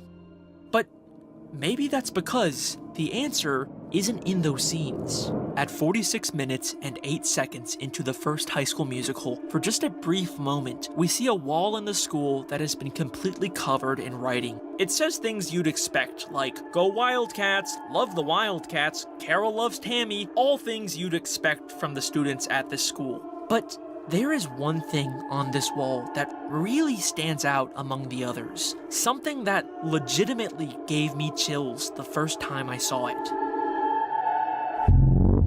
A drawing labeled Miss Darbus with X's over her eyes. Now, I could understand a student writing something mean about a teacher they don't like, but this isn't just an insult. This is clearly... Not only is she dead, she's a pizza. a drawing of Miss Darbus dead. It feels like some kind of creepy school shooter's drawing that really does not feel like it fits in with this very PG Disney Channel universe. I honestly can't think of any reason why they would include this depiction of Miss Darbus dead. Wait a second. When Troy broke into the school at night, why was Miss Darbus there?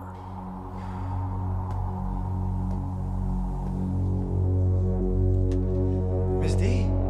She claims it was to get some schoolwork done, but like, why is she working on it in a very dark theater as opposed to, I don't know, her house? And look at how creepy she looks, just sitting there in the dark, secretly watching Troy.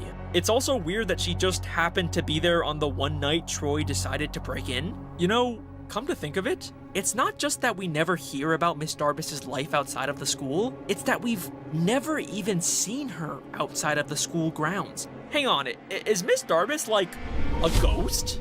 No, that's stupid. But wait, this isn't even the only time she's just magically appeared in the theater. The first time Troy and Gabriella try to audition for the musical, she tells them that they're too late, and we see her leave. Perhaps the next musicale. Troy and Gabriella decide to stick around and sing the song anyways, but then afterwards, Miss Darbus just appears in the theater again and acts like she heard the whole thing.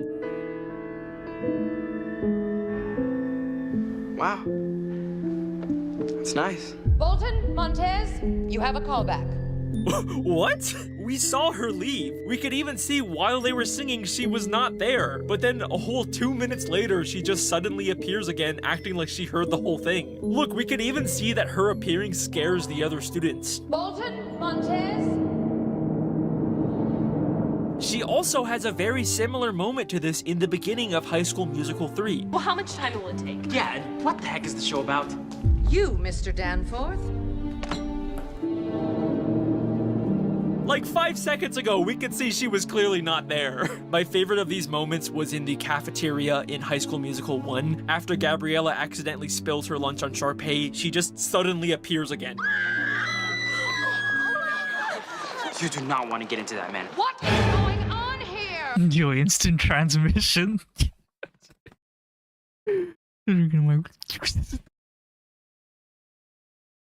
It's like a jump scare. Ow! Life limited Miss Darbus's choices. She's always at the school, always suddenly appearing out of nowhere. There's a drawing of her dead. She even talks like she's from a much older time. Perhaps the most heinous example of cell phone abuse is ringing in the theater. What temerity! And she hates any new modern technology. Was that a cell phone? No, ma'am, that was the warning bell. This perfectly explains why everyone seems to have this supernatural musical spell over them that only she is aware of. Miss Darbus is a ghost that is haunting East High, and she is forcing these students to sing about their inner truth in order to help them discover who they really are. But let's hang on a second. The High School Musical franchise is just a bunch of grounded movies about kids in high school. There are no explicit supernatural elements in them. I don't think I can honestly claim that there's this secret, intentional, underlying message about ghosts haunting the schools in these movies. What? What, are you expecting me to just scream at you with some big, final surprise evidence? Yes, because that's what you do best. Come on, guys, I am not that predictable. High School Musical 3 was originally going to be a Halloween-themed movie called Haunted High School Musical. There it is. And would have featured ghosts haunting East High. Yes, I am being 100% serious. This is real. This is actually what they were originally planning on doing with the final movie of... Yo, he was so hyped, his voice cracked. Going to be a Halloween-themed movie called Haunted High School Musical and would have featured ghosts haunting East High. Ghosts? called Haunted High School Musical and would have featured ghosts haunting East High. Yes, I am being 100% serious. This is real. This is actually what they were originally planning on doing with the final movie of the trilogy before they decided to scrap the idea. But we can still see hidden clues from this ghost subplot that I bet you they were planning on paying off in this movie, where it would have been revealed that Miss Darbus was actually a ghost all along and she was the cause of all the students breaking out into song. And that is my final High School Musical theory. Thank you very much. Jeez. Also, they would have revealed that the school is actually a human zoo inside of Breaking Bad. Okay, bye. Yo. Wipe away your inhibitions. You gotta bump the competition. Blow them all away. Cool. Well, there you go. That is every possible High School Musical theory I can come up with. Let me know which theory you think was your favorite, and The Zeke theory. The Zeke theory, that's the canon theory, bro. That's actually the canon theory of High School Musical. thank you for watching. I got more of these stupid, overly dramatic theories on the way. I'm still planning on making an actual standalone Breaking Bad theory at some point. This was just an appetizer. And thanks again to Private Internet Access for sponsoring this video. Thank you to the patrons who help support this channel. W video. Did I watch the end of the Avatar theory? Yes, when you commented that, I watched it after. So I'm sorry, no reaction to that. But that was very funny. Zeke is one of my favorite, but the Miss Darby theory is the best. Yeah, the Miss Darby theory is like, that's crazy. What's good, miles per hour? Let me give that video a like. That was the High School Musical theory by Alex Bale. Once again, I don't know how he does it, but he makes the most fried theories about anything. That's his gift. If you guys like the video, make sure to give it a thumbs up and subscribe for more reaction videos. I am hyped for his Diary of a Wimpy Kid theories or theory, because I grew up with that whole series from the beginning to the end. So the second that video drops, I will be reacting to that right away, day one. So stay tuned for that. Anyways, I'll see y'all in the next video. Peace. Okay, that's the video. Boom, stop recording. Okay.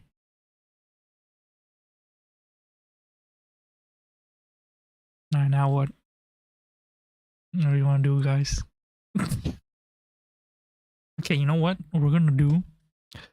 We're gonna make a playlist. Since I have you guys here, you're gonna tell me what videos to react to, and then I'm gonna make a playlist. So,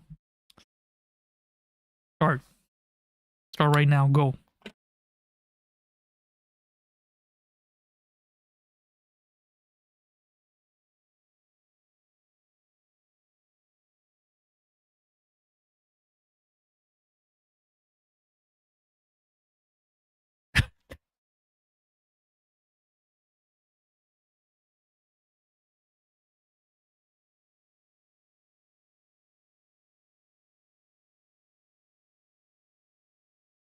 Yeah, right now I don't have Ice Age tier list. Ice Age tier list by Tier Zoo. Oh, you want me to watch Tier Zoo videos? That's my guy too. I love me some Tier Zoo. Ice Age tier list. .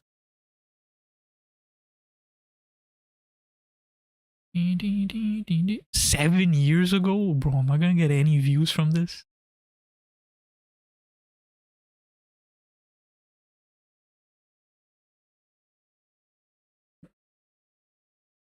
You know what? I probably will, because his videos probably still get views to this day. Here, let me see how good the Let me see how many people be reacting to his videos. 8 hours ago? Okay, okay. Tier Zoo reaction. Yo, your rage reacted to it? Okay, okay, okay, okay. He RDC reacted to it? Okay, okay. I'm slacking. I'm slacking. I'm actually slacking. Tier Zoo? Okay, okay. Tier Zoo. Ice Age. Okay, so we're gonna watch that one.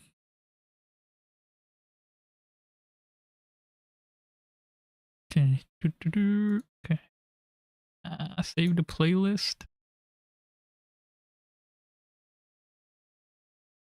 Gonna make a new playlist. Videos to react to.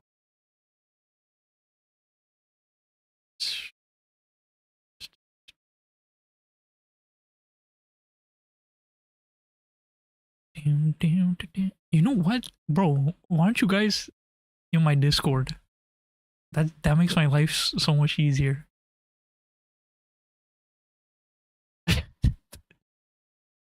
Do y'all use Discord? Do I have like a... need to make a channel too? Shoot. Suggestions. Create channel. Text channel. React. Suggestions. React. Reaction video. Suggestions. Text. Create channel. Boom. Okay. You do? Alright, can I even put the link? Or am I too lazy? Am I too lazy?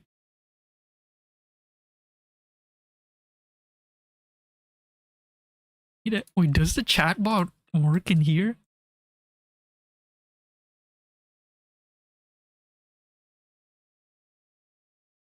Nope, rip.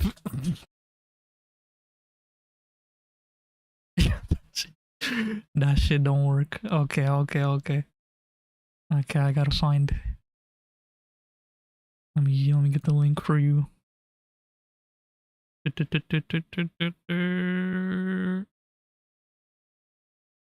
Invite to server. Okay, boom. It expires in 30 days. Alright, boom, there's the link. Yeah, so I made reaction video suggestions, but just spam it. Go crazy. Okay, how do I gotta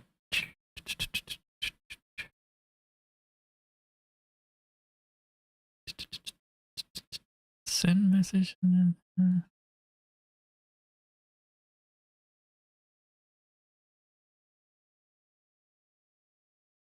yeah, just put everything in there and then I'll just add them one by one to the playlist. Here's Zoo.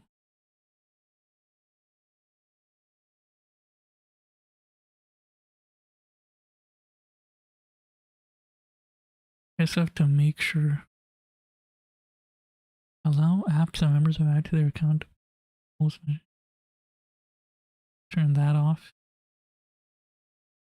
What is this? I don't even know what that is. App permit use application command? No. Commands. Actually, keep that. Actually, no.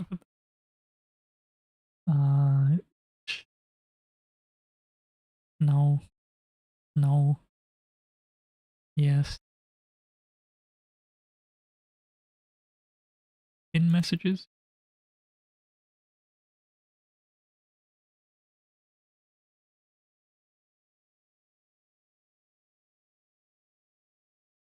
No. No.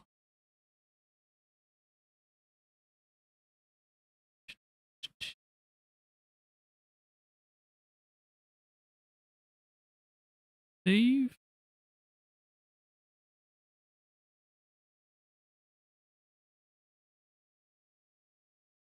Alright. Oh, my boy Mitochondriac joined the server. This guy's going crazy now, isn't he?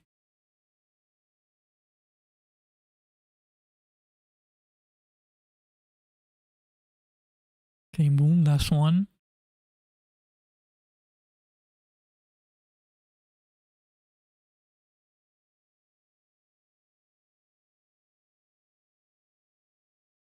Your life as a tiger. This guy's putting the most funny fried videos.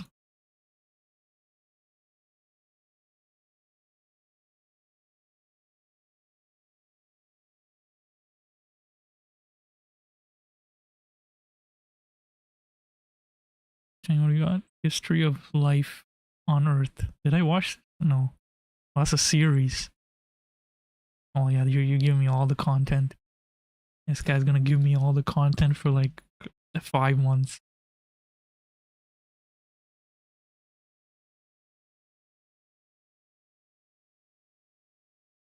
Okay,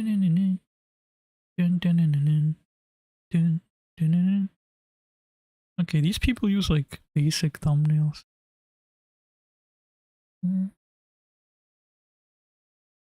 You know, this guy reacted to it. This guy reacted to it 7 years ago. Holy.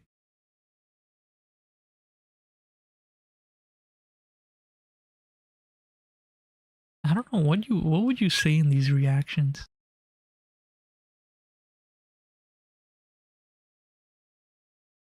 Oh, you even remember the song? Yeah, you caught that, huh? Yeah, I was just singing.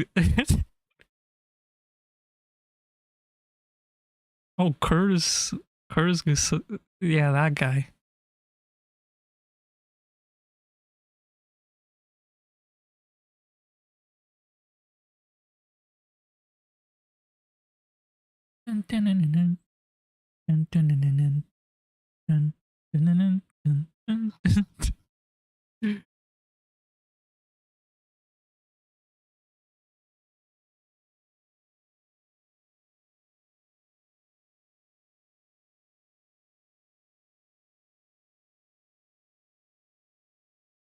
Alright, let's see what else. This guy's teaching me, and this guy wants me to learn stuff, okay? I like that. Education. Knowledge is power. Alright, let's see,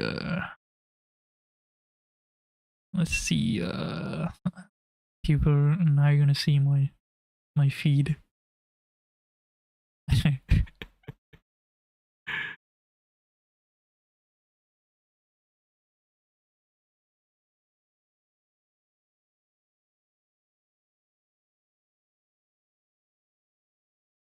A Marvel token. Some music stuff. Some gaming stuff. Some music stuff. This is my boy More Harry. That's my dog. I gotta watch this video. I'll watch it off stream. The Cringe Files of Jacob Black.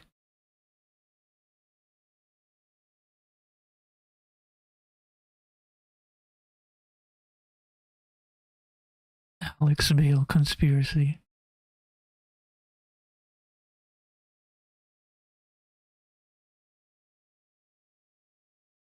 Moist Critical is playing all the GTA games.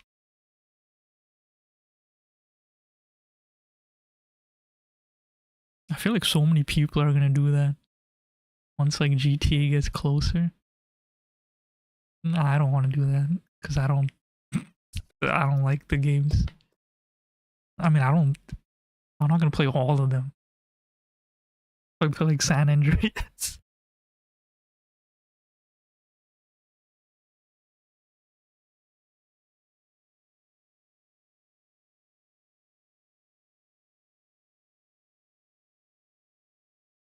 I can't even listen to music on YouTube. It's too scary. I have to make a copyright-free playlist. Okay, what else do we got? We got... What happens if you drop Spinosaurus into the Florida Everglades? Another series, Alien Biospheres. Yo, you are dropping all the history, bro. I'm trusting you, man. Trusting that these will give me the views.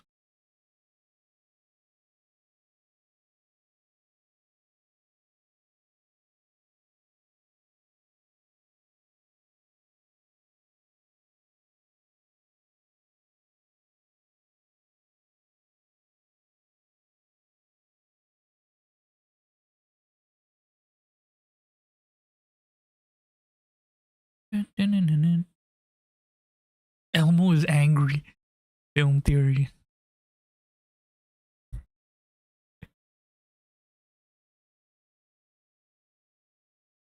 Oh my god, freaking thumbnail is gonna get me banned. Yeah, I don't know what to do now.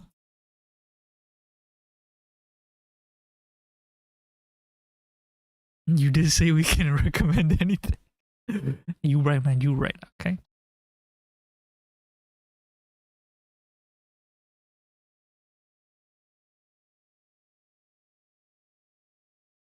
Level up. Yo, mitochondriac. Your name is literally biology. Of course you're gonna put...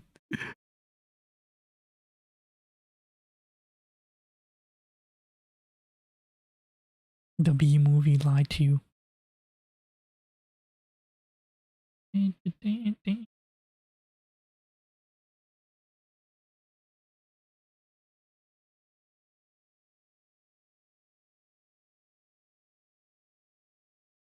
Scroll up. I want to see the... No.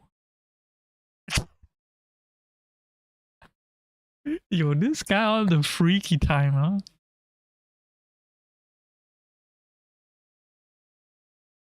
Your name's a mix. Mito? Chondriac 9000. What's the mix?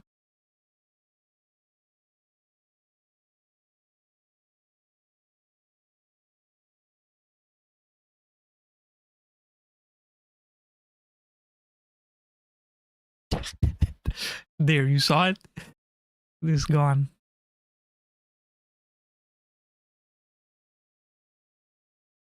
Alright, you know what? We're gonna watch this video. We're gonna watch this video.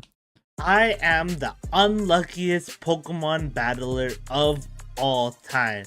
And if you think I'm wrong, watch this whole video and I'll prove to you why I actually am. W more hairy. Mitochondria and hypochondriac. Oh, of course. You going crazy. Shout out my boy More Hairy. You can give this guy a thumbs up. W Pokemon content creator on the come up. My team is not the best. Mega Blaziken is not really a good mega anymore, unfortunately. It's a good solos mega. Speed Boost doesn't really help you too much in doubles. Charizard. The Island Boys. Okay, I started off good, I'd say.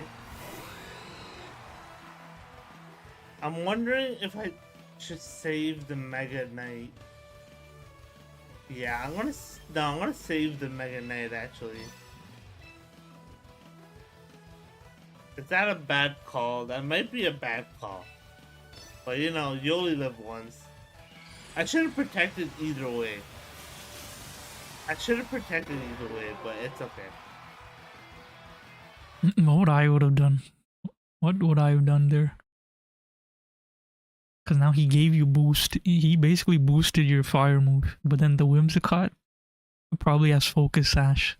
Even if you did Flare Blitz, it would have lived and it would have hit the Tailwind. So yeah, kill this damn Charizard.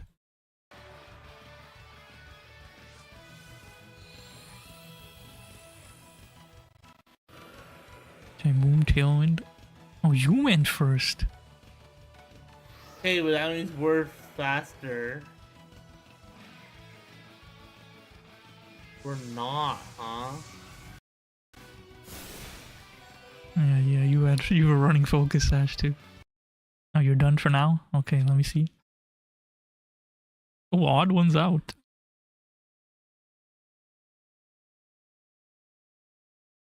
Okay. It's a good... Yeah, this is... You gave me a lot of videos to watch. Watch. Rockside's gonna miss. Watch. Okay.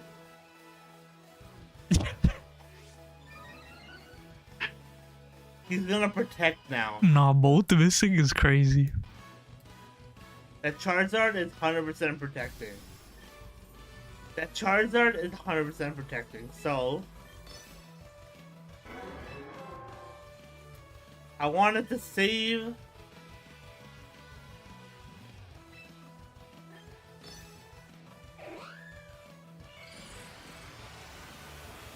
No, that Zard is 100% protecting. The Whimsicott is protecting?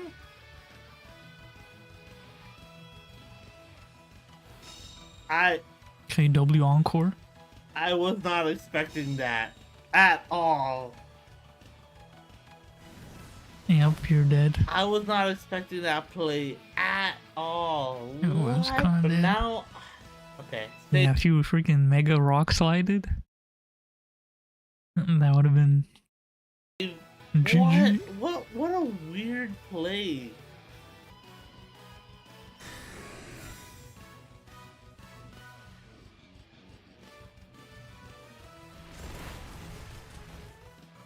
How did that not kill it?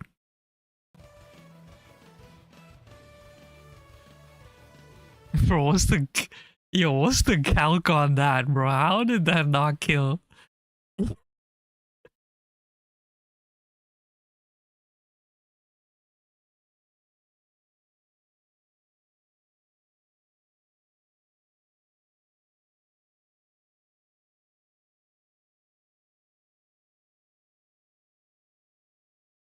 Wait, why am I on here? What's the other thing called? Calc?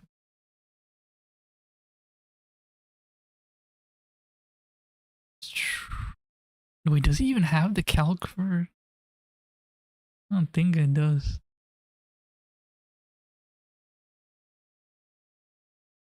Oh yes, here, champions. Okay. Blaziken versus Charizard. What the...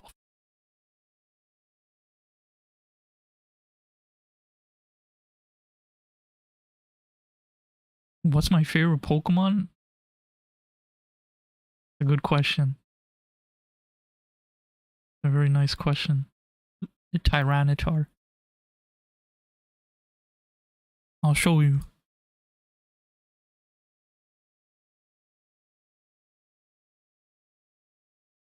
That's my favorite Pokemon.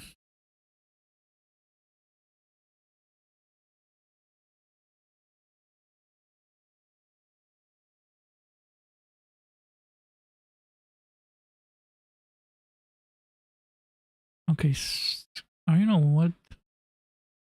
Drought Wall Breaker? Yeah, he put max size and max speed, timid. I don't know what Harry's Blaziken build. Mine is... Oh, Torterra? Okay. Gen 4. Yeah, that's the goated starters. I'm pretty sure Harry probably did the max attack and speed. Is it 32? Yeah, 32. And then Rock Slide. This is Mega, and this guy's also Mega. Base 160? How did he live? What? Yo, there's no way this guy lived that. This is level 50 with the sun up.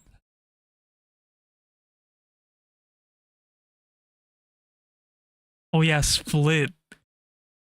Oh, whoops. Oh, guaranteed 2-hit. Yeah. Split. That's why he lived. This guy got the low. What a weird freaking play.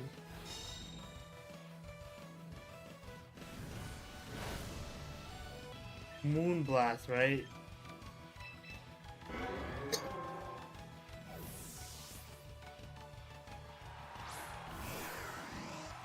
Rotom Wash. The GOAT. That's fine. I'm okay with this, I think. Watch it miss again. Watch. It's gonna miss again. Yep. This is just my luck when it comes to Pokemon. This is just my luck when it comes to Pokemon. Are you kidding me? That's 3 misses on Rock Slide. I missed Rock Slide 3 times. I don't know why I play this game. As a kid, I thought Charizard evolved from Dragonite. Yeah, the Dragonite evolution is always going to be a mystery of why it went from the blue into the orange dragon. The blue snake. I don't know why I Rock Slide. Are you when it comes again? Watch. Let's run that back. Again. Yeah. Watch it miss again. Watch. It's gonna miss again. Yep. This is just my luck when it comes to Pokemon. This is just my luck when it comes to Pokemon. Are you kidding me? That's 3 misses on Rock Slide. I missed Rock Slide 3 times. I don't know why I play this game. I don't know why I play this game. That's actually so frustrating. I like his lisp. Now Yeah, I you hear that? I just lose now. Hear that more, Harry? It doesn't even matter. No, I'm calling you more, Harry. He's gonna use Solar Beam. You hear that, Harry? Rotom is dead. I should have protected on Rotom. Oh my. Yeah. Whatever. Now watch, Hurricane's gonna miss because I forgot that was a I'm in the crit. sunlight. Watch, Hurricane miss. Watch. I mean, yeah, what did you expect? It's Hurricane. You don't got the weather advantage. That's a gamble. Not 100, it's 50. I might make that into a YouTube video. That's like the most unluckiest game of Pokemon The W video. I think I've ever played. That's W 100% foreshadowing. YouTube video.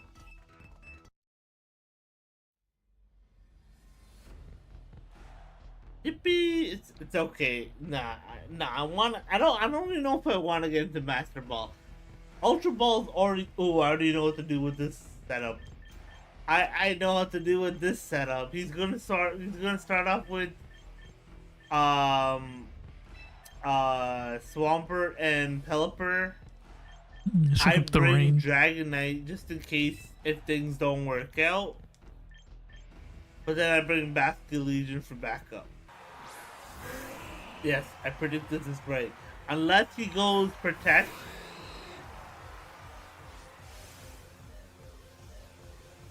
Yo, Sir If he Quagsire. goes Protect for some reason.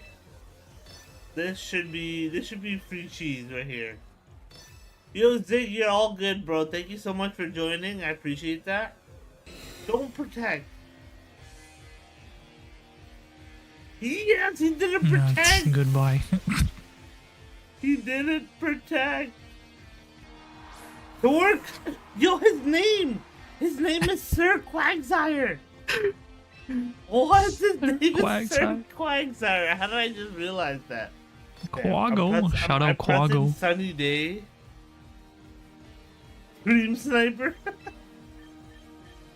Maybe.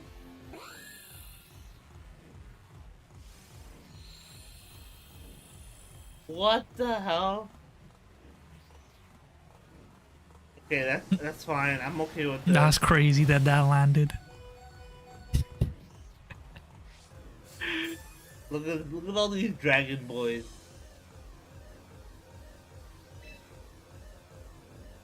I press Tailwind.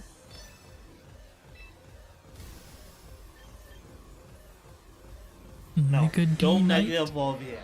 Don't Mega Evolve yet. Just in case I don't Mega Evolve yet. Actually, what am I doing? I can do this. Bring out the Harsh Satellite, and then I'll E-Speed the Dragonite. Oh, do you get the read? Is he gonna switch out the Pelipper just to run the rain again? Maybe it's you, maybe Yes, it's oh, not. W read. W read. Mouse hold. Frick! You know what? Actually, this works out. This works out. He's gonna go follow me. He's gonna go follow me 100%. And you W read? And the follow me will keep. So now, okay. I keep Blaziken. I keep Blaziken then. So this way, even if you go follow, even if you go follow me, I should be fine. Yeah, thought so. Saw that coming. W read, see? No, Harry's sick with him, man.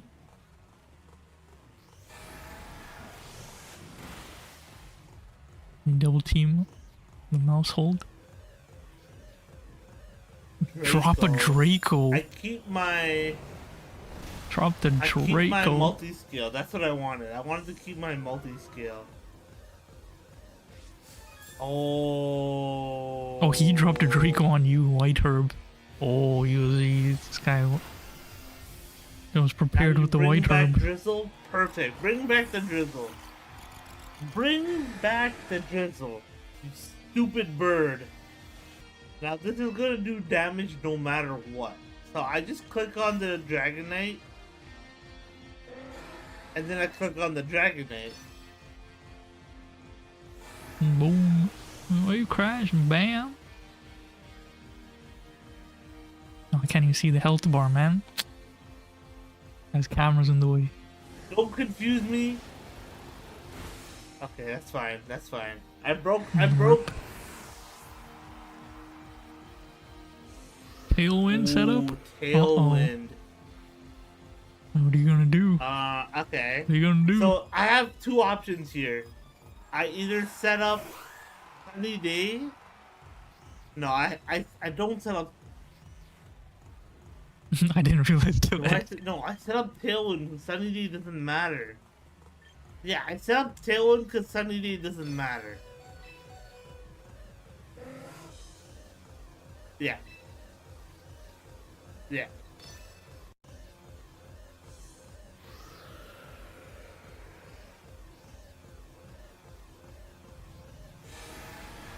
Wave crash. Boom. Yeah, okay. This guy's still alive? Oh, the Dragonite's still alive? Oh Go shit, for you're Thunder. dead. Shit. So he still has his full powered Draco. Yeah, you should have went. Oh, and the crit. I mean, he would have died either way. Yeah, you should have. Weather Wars, man. This meta is Weather Wars. You need to have. You gotta change the weather all the time. I'm in a little bit of a tight spot here. Yeah, now you have. I need a flinch.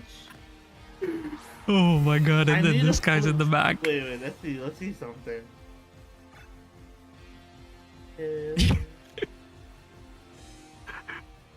Okay. This is a Hail Mary. I need Hail a Mary flinch play. to win. Mega Blaziken Rock Slide. Yeah. Okay. I need a flinch to win here. Come on, Blaziken. We need a flinch on. We need a flinch. On the Can we get the flinch?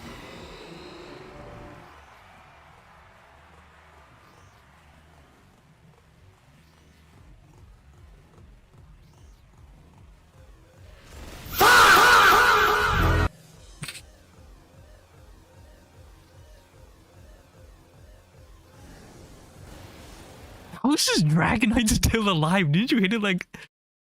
That was like 3 times you hit the Dragonite.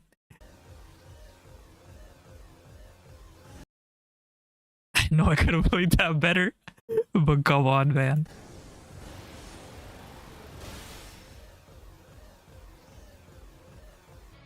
I can't catch a break with these misses. I actually can't catch a break with these misses. Everything is missing. Bro, okay, you know what? I'm changing my team. I can't do with these anymore. Okay. Oh, yeah. Okay, I just go Earthquake.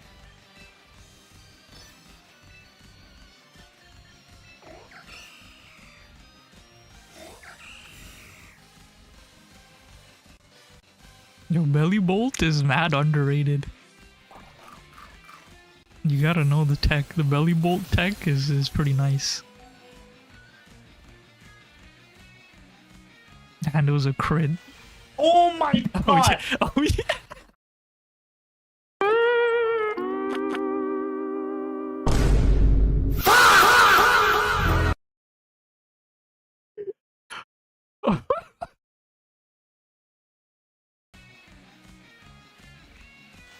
Oh my god! Nah, I would have dashed the controller still. I would have dashed the controller at the TV. Yo, the RNG, like you gotta take in the RNG that this guy got. Like, he got blessed by RNGesus himself. So, number one, he gets the crit. So you had the Yachi Berry too. He got the crit Ice Beam. So bypassed. There's no point in even having the Yachi Berry. Yeah, I mean, actually, there was a point you still lived. Guess that. Gets the crit, and then... Oh my god!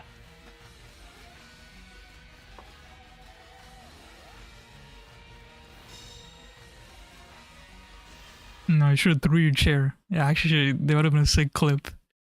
You should have just dashed your chair. You should have did like a iShow speed, the young iShow speed. Yo, you should do some fried stuff.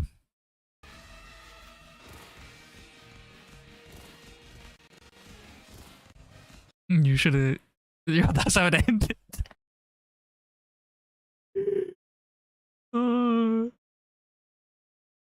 W video. Yo, maybe land your moves.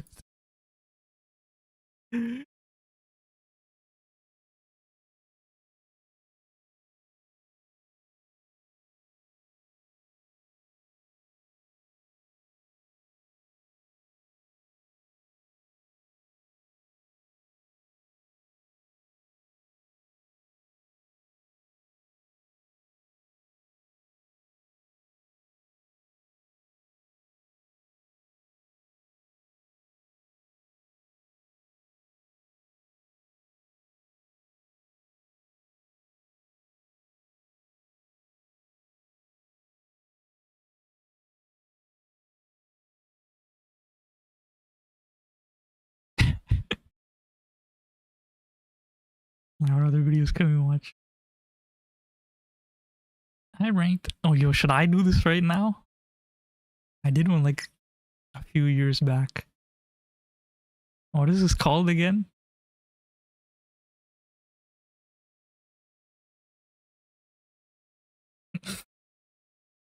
Oh, come on.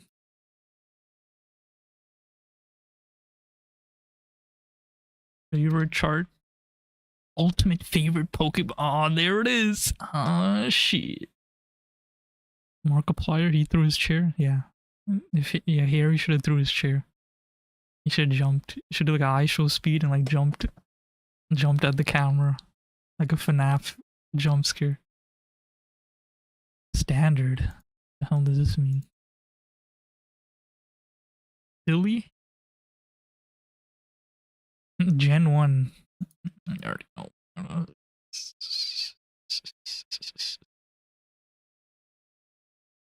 Oh, actually, no. Wait, we have to choose a flying type. Never mind.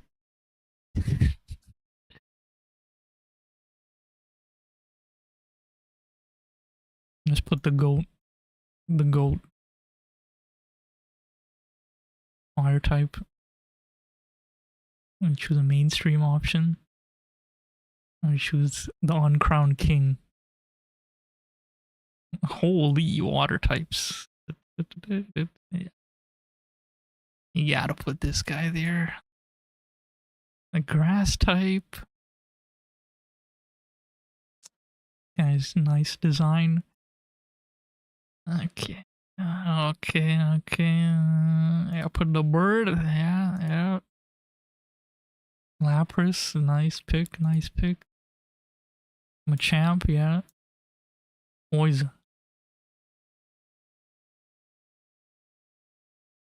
Yeah, put this guy. Ground. Yeah, every time I play Gen 1, I just get this guy, and this guy just murks the whole game. Dog Trio is like such a sick, underrated pick. This guy will beat the game for you. This guy's so fast. You EQ with this guy. He has one job, it's just to kill everyone, and he'll do it. Okay, now, okay.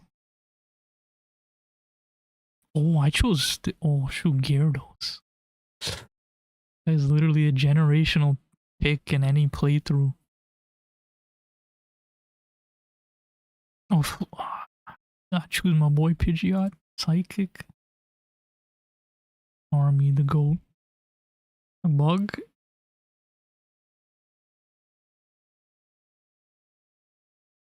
Scyther. Rock. Crap. Yeah. Yeah, put this guy. Put that guy. Put that guy.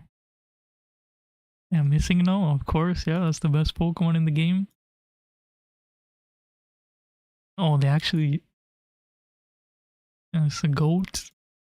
Best starter. Controversial. Dun, dun, dun, dun, dun, dun, dun, dun, dun, dun, dun, dun, dun, dun. This guy, man. Oh, best mega? Oh my god, I don't even know.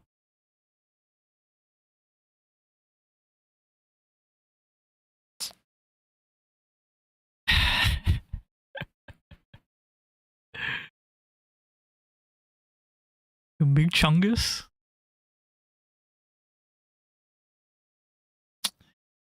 I don't know, man.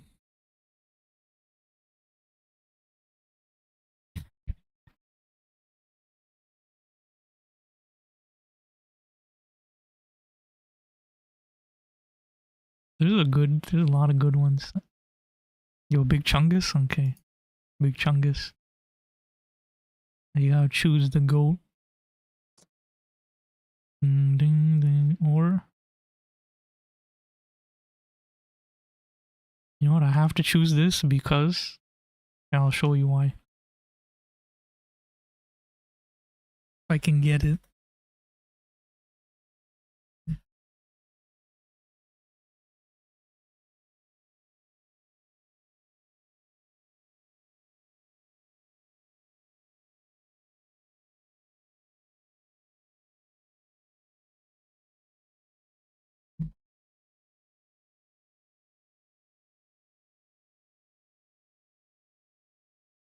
Whoa.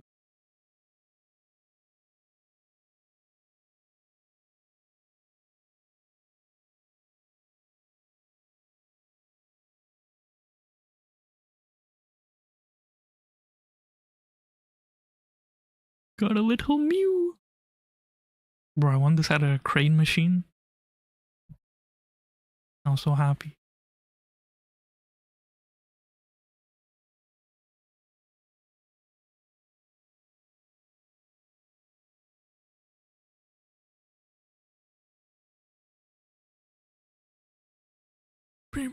Oh, now you gotta choose your favorite and the favorite Gen 1 Pokemon.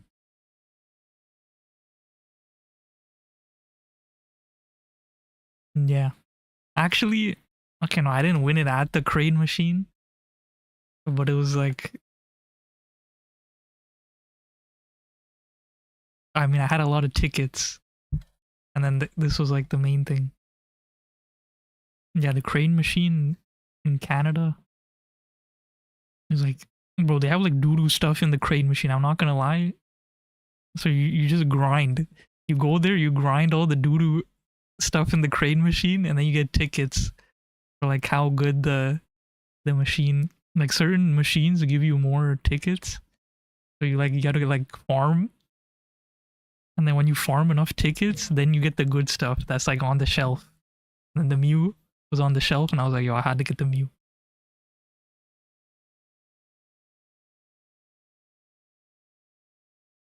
Oh, favorite Gen 1? Bro, I don't have a favorite. There's a lot of good ones. Bro, so literally after I learned about competitive Pokemon, like I don't look at Pokemon the same. Well, I'm gonna turn in for the night. Alright. Alright, Mitochondriac. Thank you for joining the stream. Wait, are you in the same time zone? Wait, what time is it for you?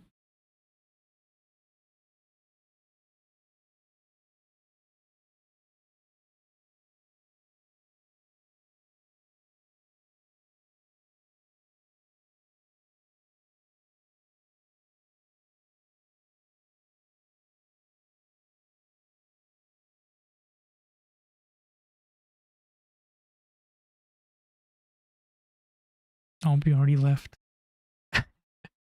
Rip.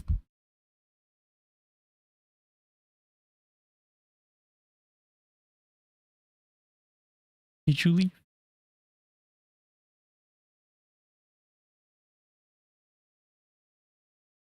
Alright.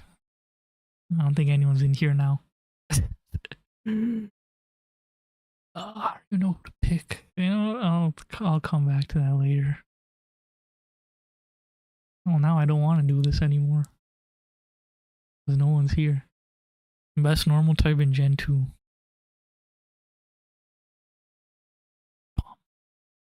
Palm. Best fire type. I'll put him. Oh, we gotta put him. Best one. Oh, wait. Who's in the dragon type for this? Oh, okay. So I was just gonna put him there. Yeah, Quago, the goat. Best grass type. Yeah, that's fair. Ampharos, but the Raikou. Raikou's also good.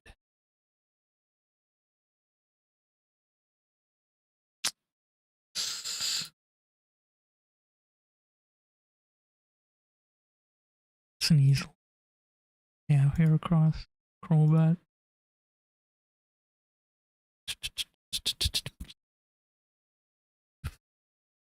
Oh, snap.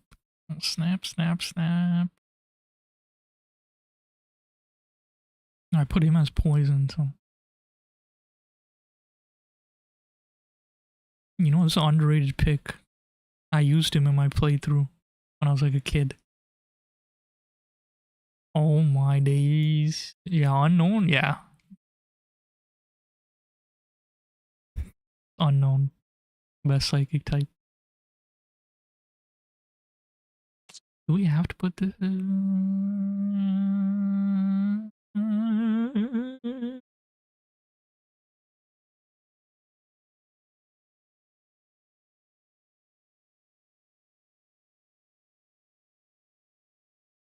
The goat. Oh wait.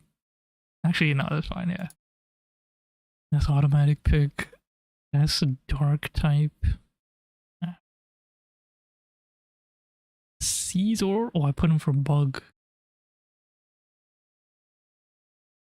You know, Steelix is a nice design.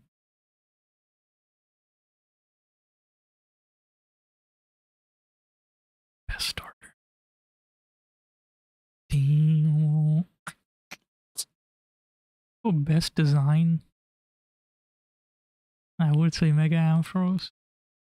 I mean, I do like the Mega T-Tar's design. Mega Houndoom is also good. Mega T-Tar. Biased pick.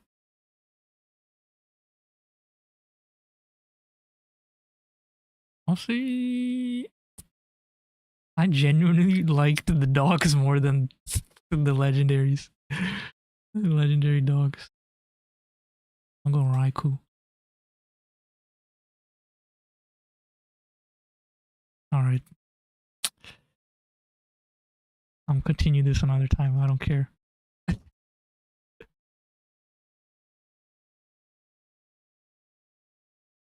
Alright, if anyone's still here, thank you for watching.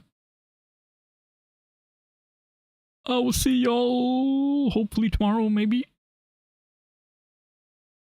Peace, YouTube gang.